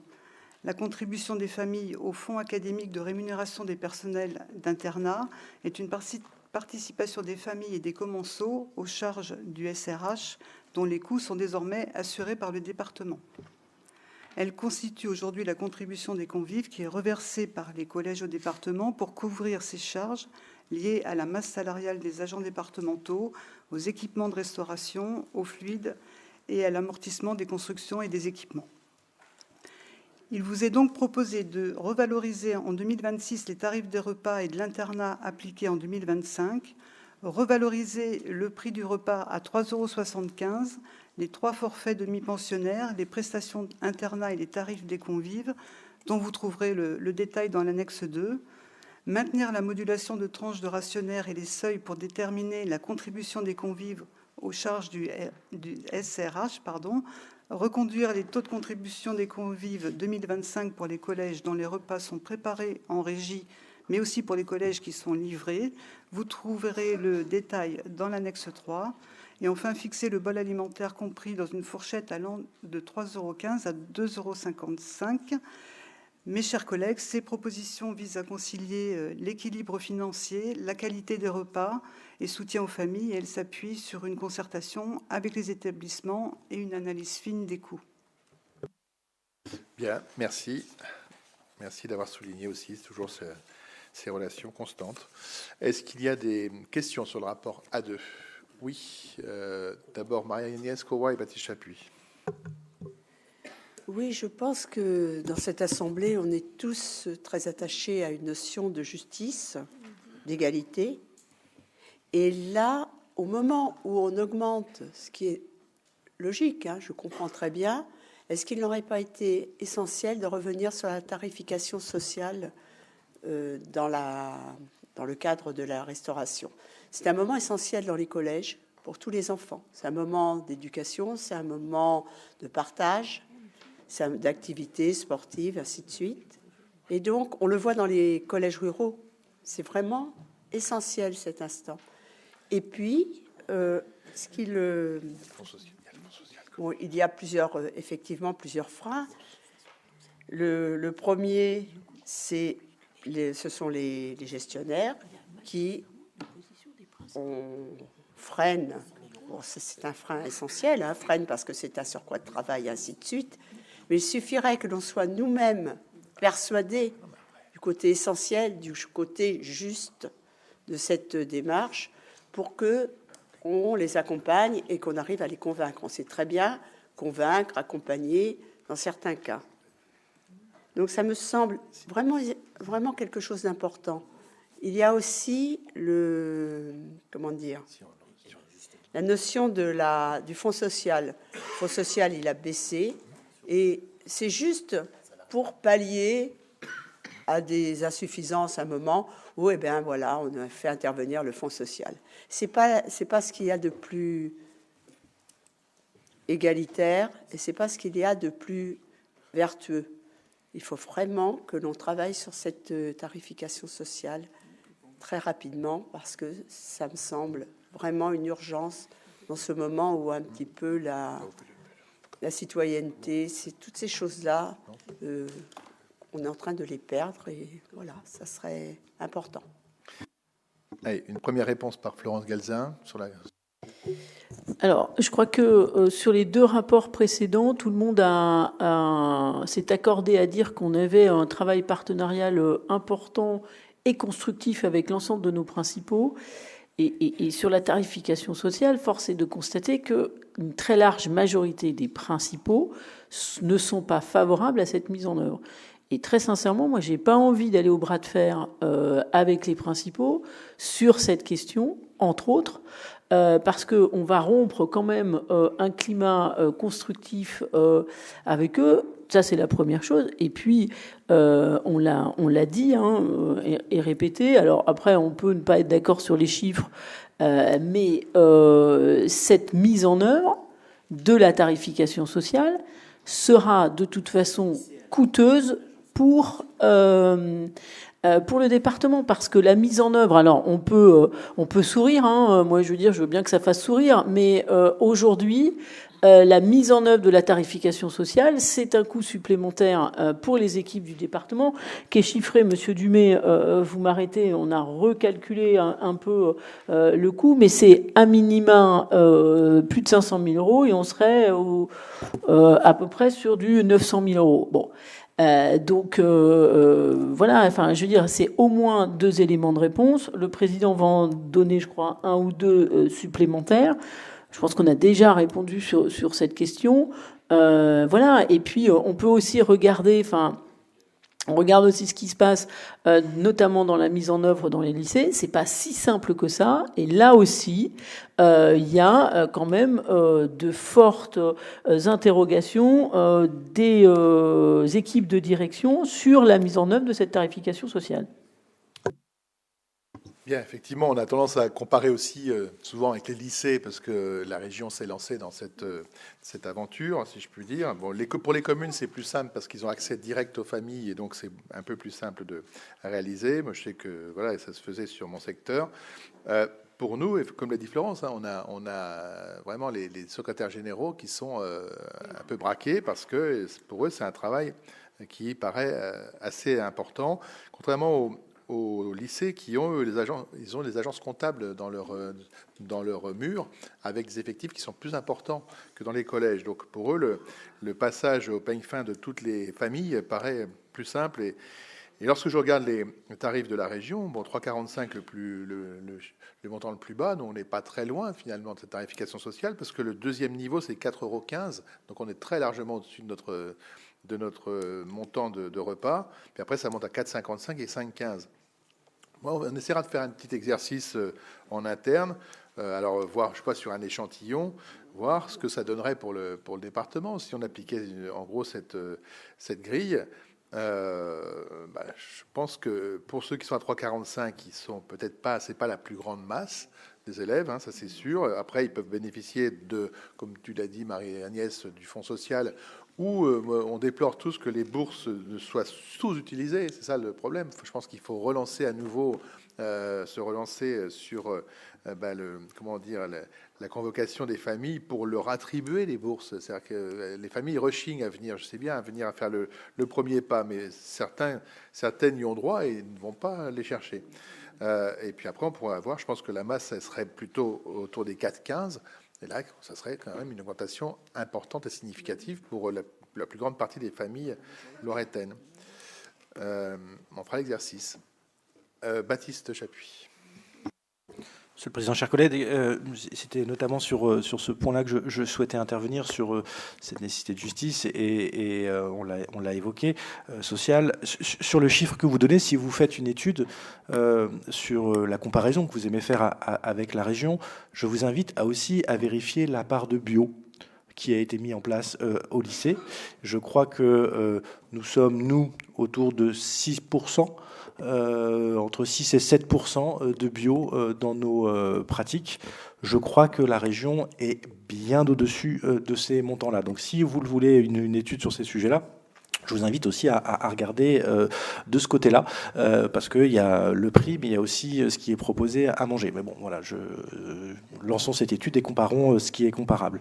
Et je crois qu'il y a aussi un trait de quantité, qu'un sixième dans un collège ne mange pas forcément pareil qu'un terminal dans un lycée, mais ça, je vous laisserai regarder aussi sur le rapport quantité-qualité dans un collège et dans le lycée, si vous avez souhaité vous lancer sur ces questions-là. Non, plus globalement, moi, c'était pour évoquer la restauration et saluer la démarche qui a été mise en place, notamment c'était quelque chose qu'on avait pu demander tout dès le début du mandat et qui est en train de se mettre en place progressivement, qui était de réinternaliser la production de repas. Et ça, je trouvais que alors je sais que ça prend du temps, que c'est une évolution dans les équipes, c'est une évolution matérielle, qu'il y a des collèges qui le permettent plus facilement que d'autres, mais je pense que y compris sur cette tarification, peut-être qu'une fois qu'on aura réinternalisé toute la production des repas dans les collèges, on aura peut-être plus de latitude, y compris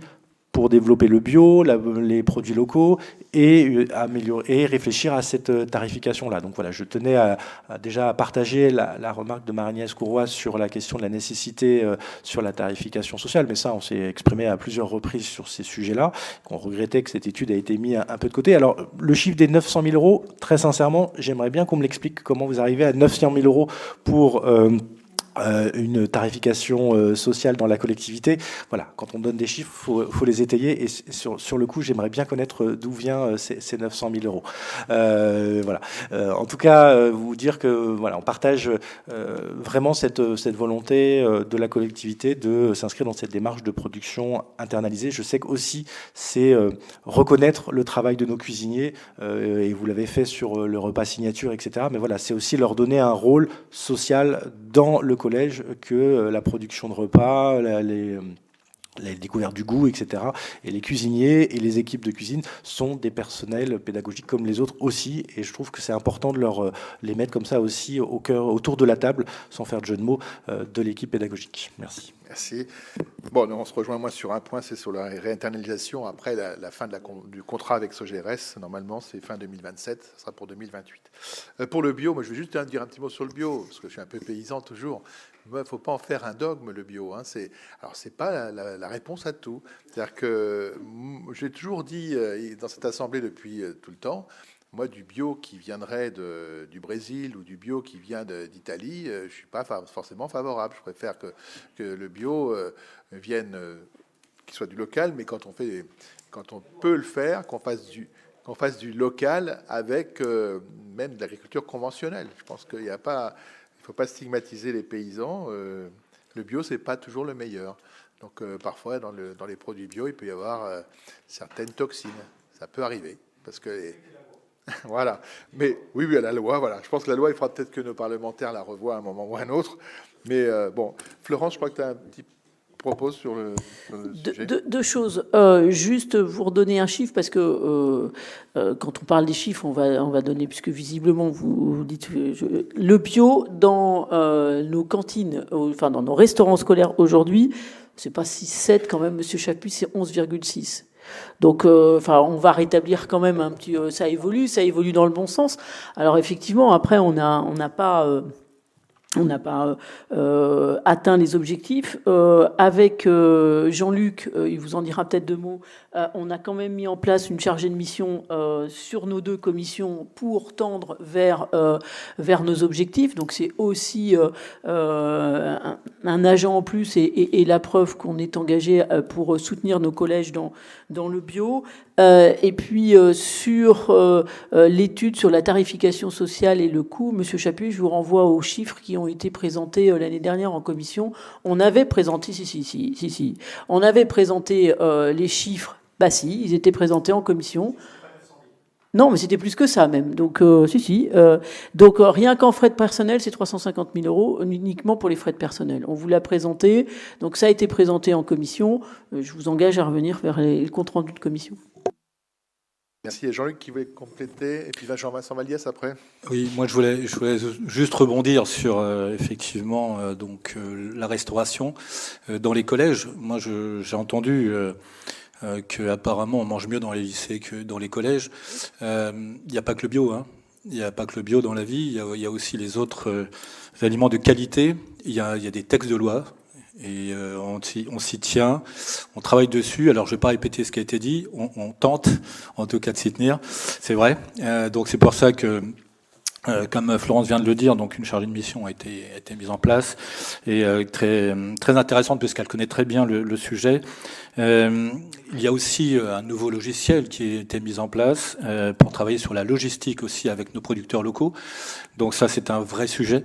Donc là-dessus, les producteurs locaux sont déjà inscrits sur nos guides aussi de producteurs, qui sont aussi sur vos téléphones d'ailleurs. Donc on a bien avancé là-dessus et très sincèrement, quand je passe aussi dans les collèges voir ce qui s'y passe, très sincèrement, les jeunes sont assez contents et les parents aussi. Ce qui va pas forcément avec la facturation, hein, parce que vous étiez parti sur normalement la facturation et on est tombé sur la qualité du repas. Je pense qu'il faut simplement différencier les deux. On peut avoir des bons repas avec des bons chefs, et merci de l'avoir dit, avec des coûts qui sont moindres que si on faisait une facturation différente. Ça, c'est un autre sujet. En tout cas, moi, je remercie les services qui travaillent sur la restauration au sein du conseil départemental. Je peux vous dire que c'est un gros travail. Et vous le savez, c'est très compliqué de mettre en œuvre. Et donc, moi, je suis très, très confiant dans ce qui va arriver maintenant pour augmenter, en tout cas, nos taux de réussite. Bien, Jean-Vincent Valliès et Aude Denisot. Oui, comme vient de nous y engager notre collègue vice-président, moi, je resterai sur la tarification, bien que le bio, il y a des vraies demandes de la part de nos concitoyens. Hein. Enfin, alors on sait que c'est compliqué, etc., mais il y a quand même des vraies demandes, hein, que ce soit communal, collège, etc. Je juste rappeler ça. Juste sur la question des tarifications sociales. Alors bien sûr, c'est un peu compliqué à mettre en œuvre, mais c'est compliqué pour tout le monde. Mais la question, c'est un choix. Est-ce qu'on fait sciemment ce choix politique de le mettre en place ? Bien sûr, tout comme la démocratie, la solidarité peut avoir un coût quand on l'organise. Mais à un moment donné, il faut savoir, si on veut le mettre, on le met en place. On le fait au niveau communal avec des tarifications très, très, très importantes. Hein. Moi, dans ma commune, il y a 11 tarifs. Voilà. Eh ben, on y est arrivé au bout d'un moment. Voilà. Il ne faut pas dire que la tarification nous empêche de mener notre politique. Et c'est pas non plus une administration ou un corps d'administration qui doit nous empêcher de mener une politique. Il faut qu'on sache ce qu'on veut. Si on veut le faire, on le fait. Enfin, au bout d'un moment, ça fait des années qu'on parle de ça au niveau du conseil départemental. Il faudrait quand même qu'on y arrive. Enfin, c'est quand même un sujet. Et je regrette la tarification. Ça n'est pas qu'une question d'argent. On sait très bien que ce sont des enfants qui peuvent manger correctement, aussi dans des conditions satisfaisantes.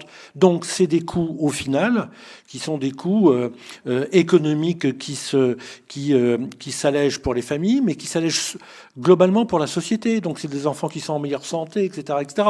Donc à un moment donné, moi je trouve assez inentendable cette question que l'administration dit ou c'est compliqué, etc. Bien sûr que c'est compliqué, mais on est là pour faire avancer les choses et mettons-le en œuvre. Je vous remercie, Monsieur le Président, d'avoir indiqué que, y compris dans ces domaines-là, des gens n'osent pas aller dans un certain nombre de modalités de soutien. Je vous remercie de le dire. Et je vous informe que c'est pareil pour le RSA. Puisque en France, on a, je crois, une estimation de 30% de gens qui devraient toucher le RSA. C'est pour ça que d'aller chercher des économies, oui, partout où on peut en faire, ou des fraudes. Vous savez, moi je suis simple, là où il y a de la fraude, faut pas l'accepter. Mais dans le même moment, il faut aller chercher les gens qui sont ayant droit. Voilà, tout comme le président vient de le dire, pour les interventions aux cantines des collèges. Voilà. On le sait, nous, on le voit. On peut aussi, au niveau communal, on peut bien sûr faire ce travail-là au niveau local. Parce que là, encore une fois, ce sont des économies pour la société globalement. Des gens qui sont en bonne santé, qui arrivent à se nourrir correctement, etc., etc. C'est des économies pour tout le monde. Voilà. Certes, pas pour notre seul budget départemental, ni nos seuls budgets communaux, mais c'est des économies pour tout le monde. Donc, si on va chercher, effectivement, comme l'a proposé la vice-présidente, un certain nombre de cas qui demandent à être regardés, rectifiés, etc., etc. Mais faisons notre travail, allons chercher aussi les gens qui n'ont pas accès au RSA, or qui devraient avoir accès et qui sont ayant droit. On travaille à la CAF, on travaille avec un certain nombre d'organismes qui devraient nous permettre de pouvoir aller chercher des gens qui sont ayant droit du RSA et d'autres modalités de solidarité. Je vous remercie. Bien, merci. Donc pour les repas, vous avez compris que nous on a fait le choix des repas du prix bas pour les repas, parce qu'à 3,75, on reste sur un prix quand même qui est extrêmement modeste. Sur le RSA, il y a le RSA à la source qui arrive, donc il n'y a pas de là, il y a tous les ayants droit pourront percevoir le RSA. Après, tout plaide aujourd'hui pour la recentralisation du RSA, puisque l'État a dans ses mains toutes les cartes pour pouvoir appliquer le RSA à la source. Et donc, il y a 3 ou 4 départements qui se sont lancés dans l'aventure. La Seine-Saint-Denis, ça c'est sûr, les Pyrénées-Orientales aussi. Je crois qu'il y a un petit département comme le Gers. Donc, on commence à avoir des retours d'expérience. Bon, voilà, où c'est l'État qui a la main sur le RSA. Donc, tout échappe au département. Bon, pourquoi pas? Donc, peut-être qu'il y aura un texte qui visera à généraliser la recentralisation. Ça, on attend de voir. Bien, merci pour toute cette intervention. Est-ce qu'il y en a? Aude, oui, Aude Denis. Oui, 2 choses. Je voudrais citer notre directrice des collèges qui expliquait justement cette semaine aux secrétaires généraux qu'il fallait sortir de cette vieille idée préconçue que le bio coûtait plus cher. Et effectivement, l'étude a donc été faite dans les collèges de corréler le respect de la loi Egalim au prix du bol alimentaire. Il se trouve que ceux qui ont les meilleurs résultats du bio restent dans le bol alimentaire préconisé par le conseil départemental, et même ceux qui ont le meilleur taux ne sont pas dans les bols alimentaires les plus chers. Donc, de toute façon, la carte de la somme ne vient pas de là. Et donc, il faudrait pas rediffuser cette idée-là par rapport à la comparaison entre régions et départements. Par ailleurs, si mettre en place la tarification sociale coûte plus cher au final que de ne pas la mettre en place pour les familles les plus défavorisées, alors ça veut dire que le service à l'idéologie irait à l'encontre même du but final. C'est-à-dire qu'en fait, que les familles les plus défavorisées payent moins cher. Dans ce cas, à quoi bon s'engager dans nos fonctions d'organisation du service aux concitoyens?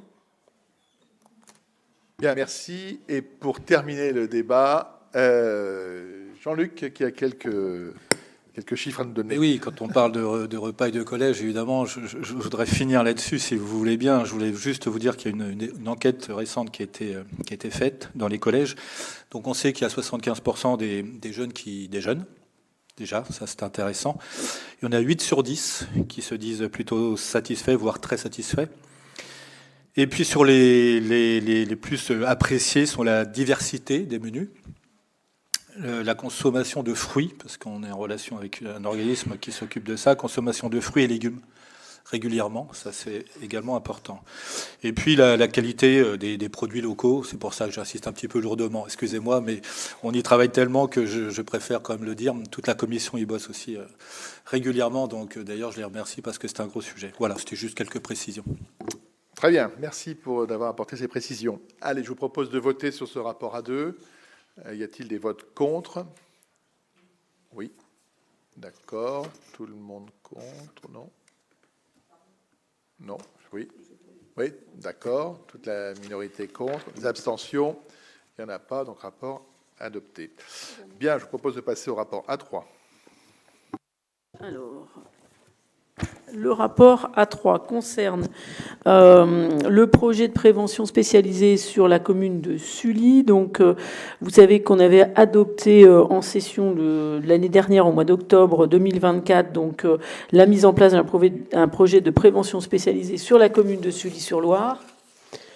Un agent est chargé sur la commune de cette mission.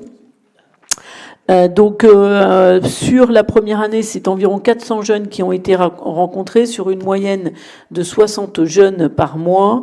Les jeunes rencontrés sont majoritairement âgés de 13 à 19 ans, avec une représentation masculine à hauteur de 70%. Les premiers mois ont permis d'amorcer des accompagnements individualisés, donc 4 jeunes de 12 à 19 ans on peut être suivi dans ce cadre avec succès. L'un est désormais en emploi en CDD. 3 autres mineurs, par contre, ont pu poursuivre une scolarité dans de meilleures conditions. L'axe relatif au développement des actions collectives n'a pas pu être concrétisé à l'heure où on avait fait le bilan, mais c'est quelque chose qui viendra dans un second temps. Depuis 2025, nous avons un médiateur social qui a été recruté par la ville et un adulte relais qui devrait arriver prochainement, permettant un maillage renforcé sur le secteur d'intervention ainsi qu'un positionnement plus fin de l'agent de prévention spécialisé sur ses missions propres. Concernant le bilan financier de l'année 2024, donc le budget prévisionnel s'élevait à 32 667 € à parité entre la ville de Sully-sur-Loire et le département. Le département, donc au prorata, a versé 16 333 €. Le montant global du budget estimé pour l'année 2025 est de 56 000 € à parité, donc 28 000 € chacun. Et donc, pour l'année 2025, on vous propose un nouveau conventionnement annuel avec la ville de Sully-sur-Loire, de soutenir financièrement le projet à hauteur de 50% du montant global, et donc de procéder à une avance de participation à hauteur de 80%. Je vous passe les détails de la minoration et autres sur les prorata. Donc voilà, Monsieur le Président, pour ce premier rapport sur la prévention spécialisée. Bien, merci. Je pense que peut-être que Jean-Luc Criglet se déportera pour le vote. Oui, je pense. Pour les discussions, d'abord, oui, tu peux rester pour les discussions, mais y a-t-il des questions sur ce rapport? Des questions, des précisions? Non, donc je préfère Jean-Luc Criglet sorti, parce que bon, c'est une... Voilà, donc je vous propose de voter. Y a-t-il des votes contre? Des abstentions? Il n'y en a pas, merci. Donc il peut rentrer. Passons au rapport A4. Le rapport A4 est le même type de rapport, mais là, il concerne la prévention spécialisée sur l'agglomération montargoise et les rives du Loing. Donc, même chose, la convention, elle est issue d'un vote de la session en octobre 2024. Le projet donc de mise en œuvre de la prévention spécialisée sur l'agglomération de Montargis a été confié à l'association Imanis. Dans ce cadre, donc, il y a eu il y a eu 160 contacts, soit une moyenne de 40 contacts par mois. Donc, dans cette phase de lancement, on a aussi réalisé l'amorçage d'un accompagnement individualisé, 23 projets dans ce cadre d'accompagnement ont été initiés. Les jeunes accompagnés sont majoritairement âgés de 14 à 26 ans, avec une représentation masculine forte, puisqu'on est à hauteur de 87%. 43% des jeunes ont bénéficié d'un accompagnement global, 56 sur l'axe professionnel, 9 sur l'axe d'accès aux droits et 4 sur l'accès au logement. 19 jeunes ont été orientés et pris en charge par les partenaires, dont 7 ont trouvé un emploi ou un stage de formation. Pour 12 d'entre eux, il est identifié une amélioration de l'autonomie et de la motivation. 5 jeunes, par contre, ont abandonné le parcours.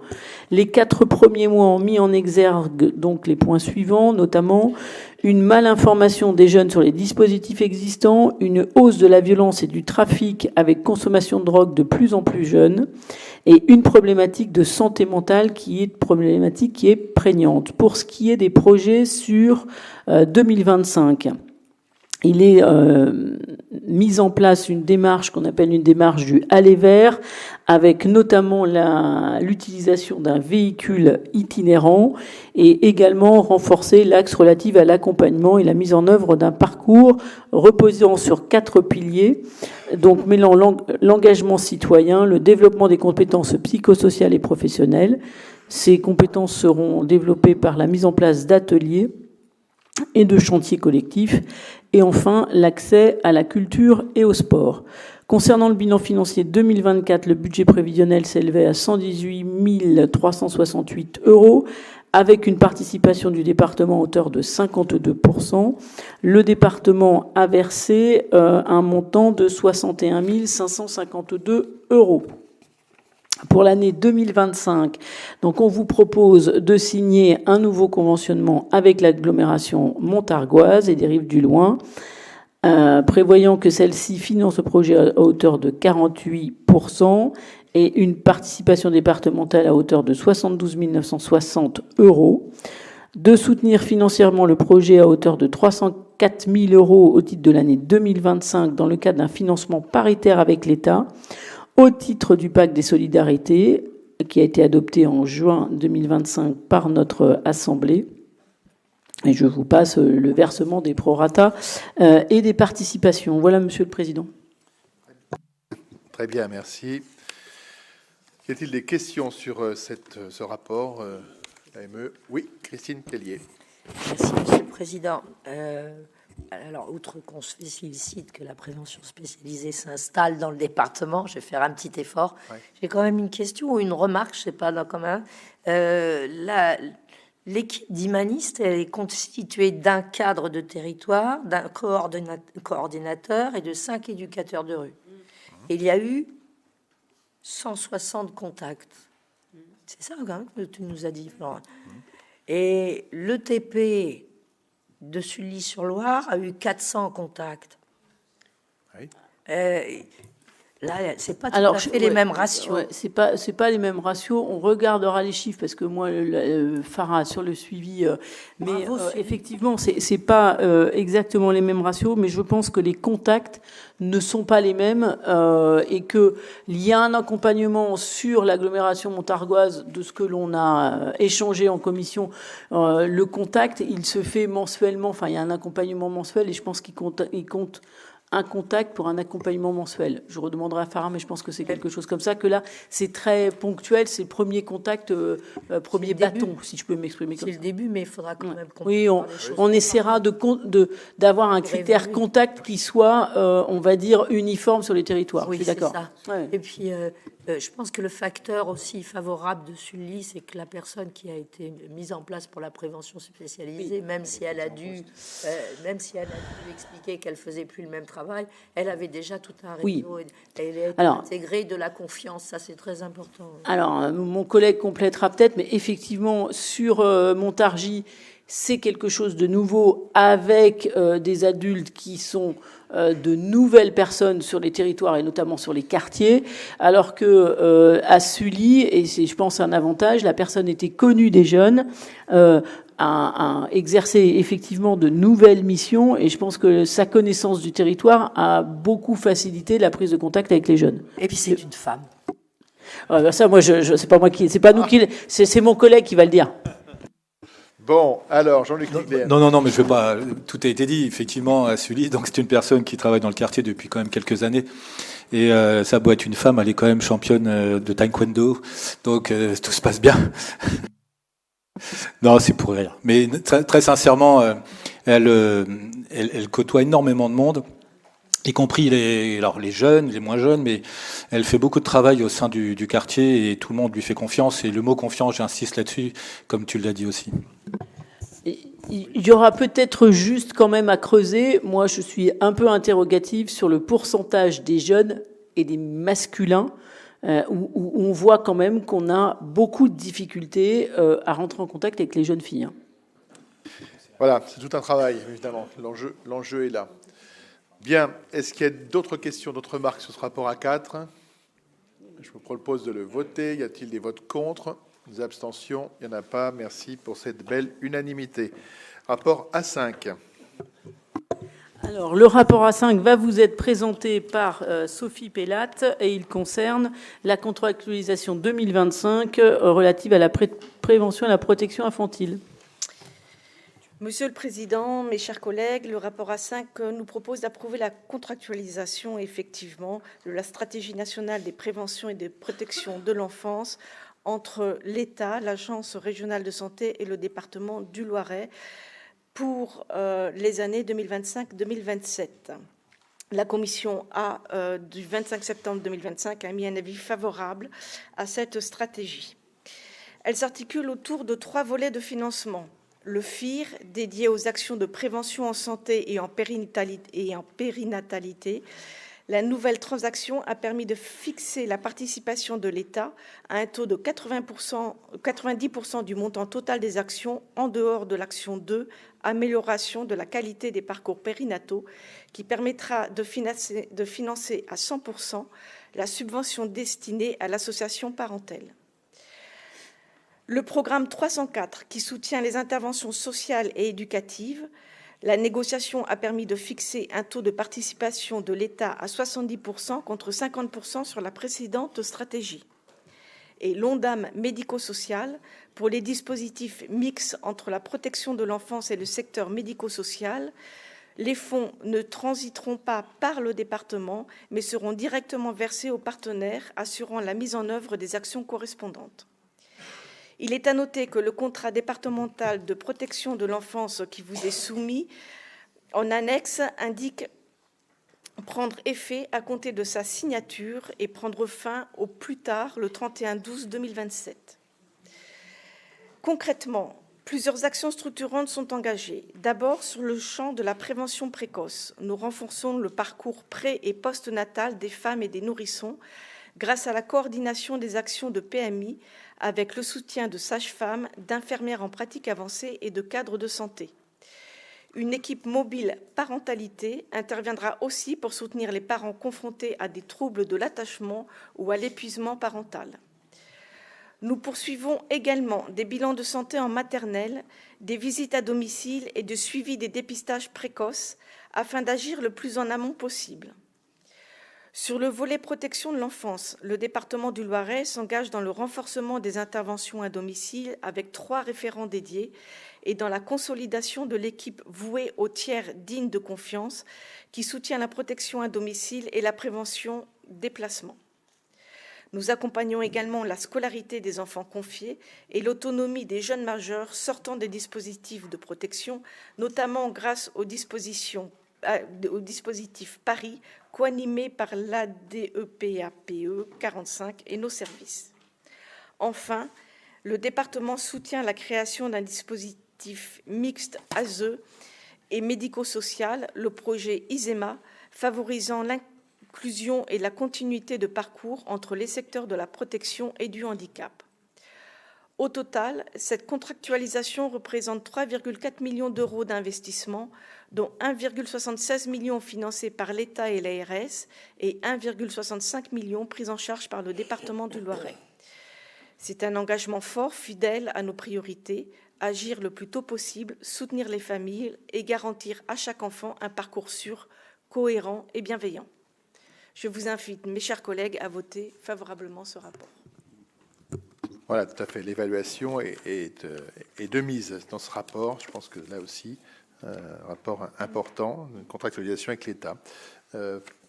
Est-ce qu'il y a des questions sur ce rapport A5? Oui, Christine Tellier. Juste un petit mot, puisque j'ai déjà exprimé à ce sujet en introduction l'importance et la vigilance que nous aurons sur le maintien des engagements du département en matière d'effectifs pour mettre en œuvre cette politique.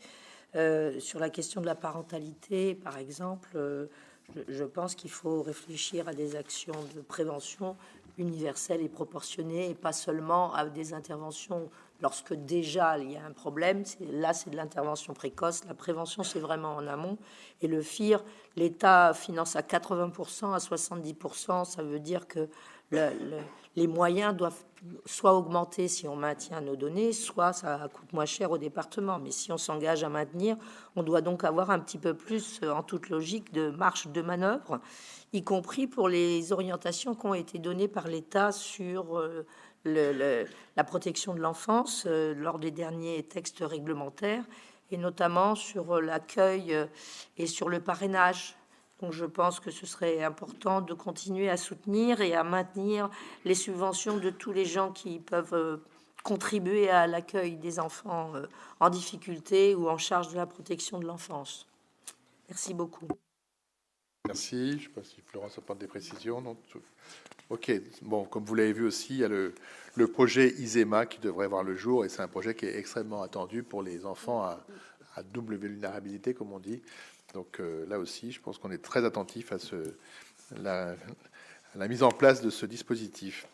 Bon, après, voilà, sur le nombre d'agents, les effectifs, bon, moi, je pense qu'il faut aussi apprendre à travailler autrement. Je pense que ça sera le sens de mon message aux agents, donc travailler autrement, différemment, essayer aujourd'hui de voir comment on peut être dans l'action tout en n'ayant pas forcément les mêmes effectifs.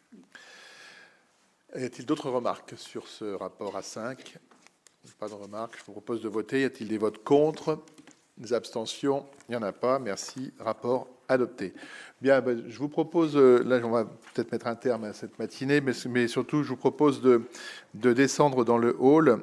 Christian Braud, je vais te laisser la parole, Christian, pour nous expliquer l'exposition qui est dans nos locaux. Je pense que là aussi c'est important d'y consacrer un peu de temps, de pouvoir voir cette expo. Donc Christian, je te laisse la parole. Oui, merci Président. Cette information pour vous inviter à aller dans un moment de cette session, à aller visiter cette exposition qui est faite dans un cadre du partenarial entre le département et l'ADAPI, une exposition intitulée « Compétents autrement », qui est organisée jusqu'au 24 octobre et qui met en situation les travailleurs en situation de handicap qui sont mis en lumière dans leur environnement de travail.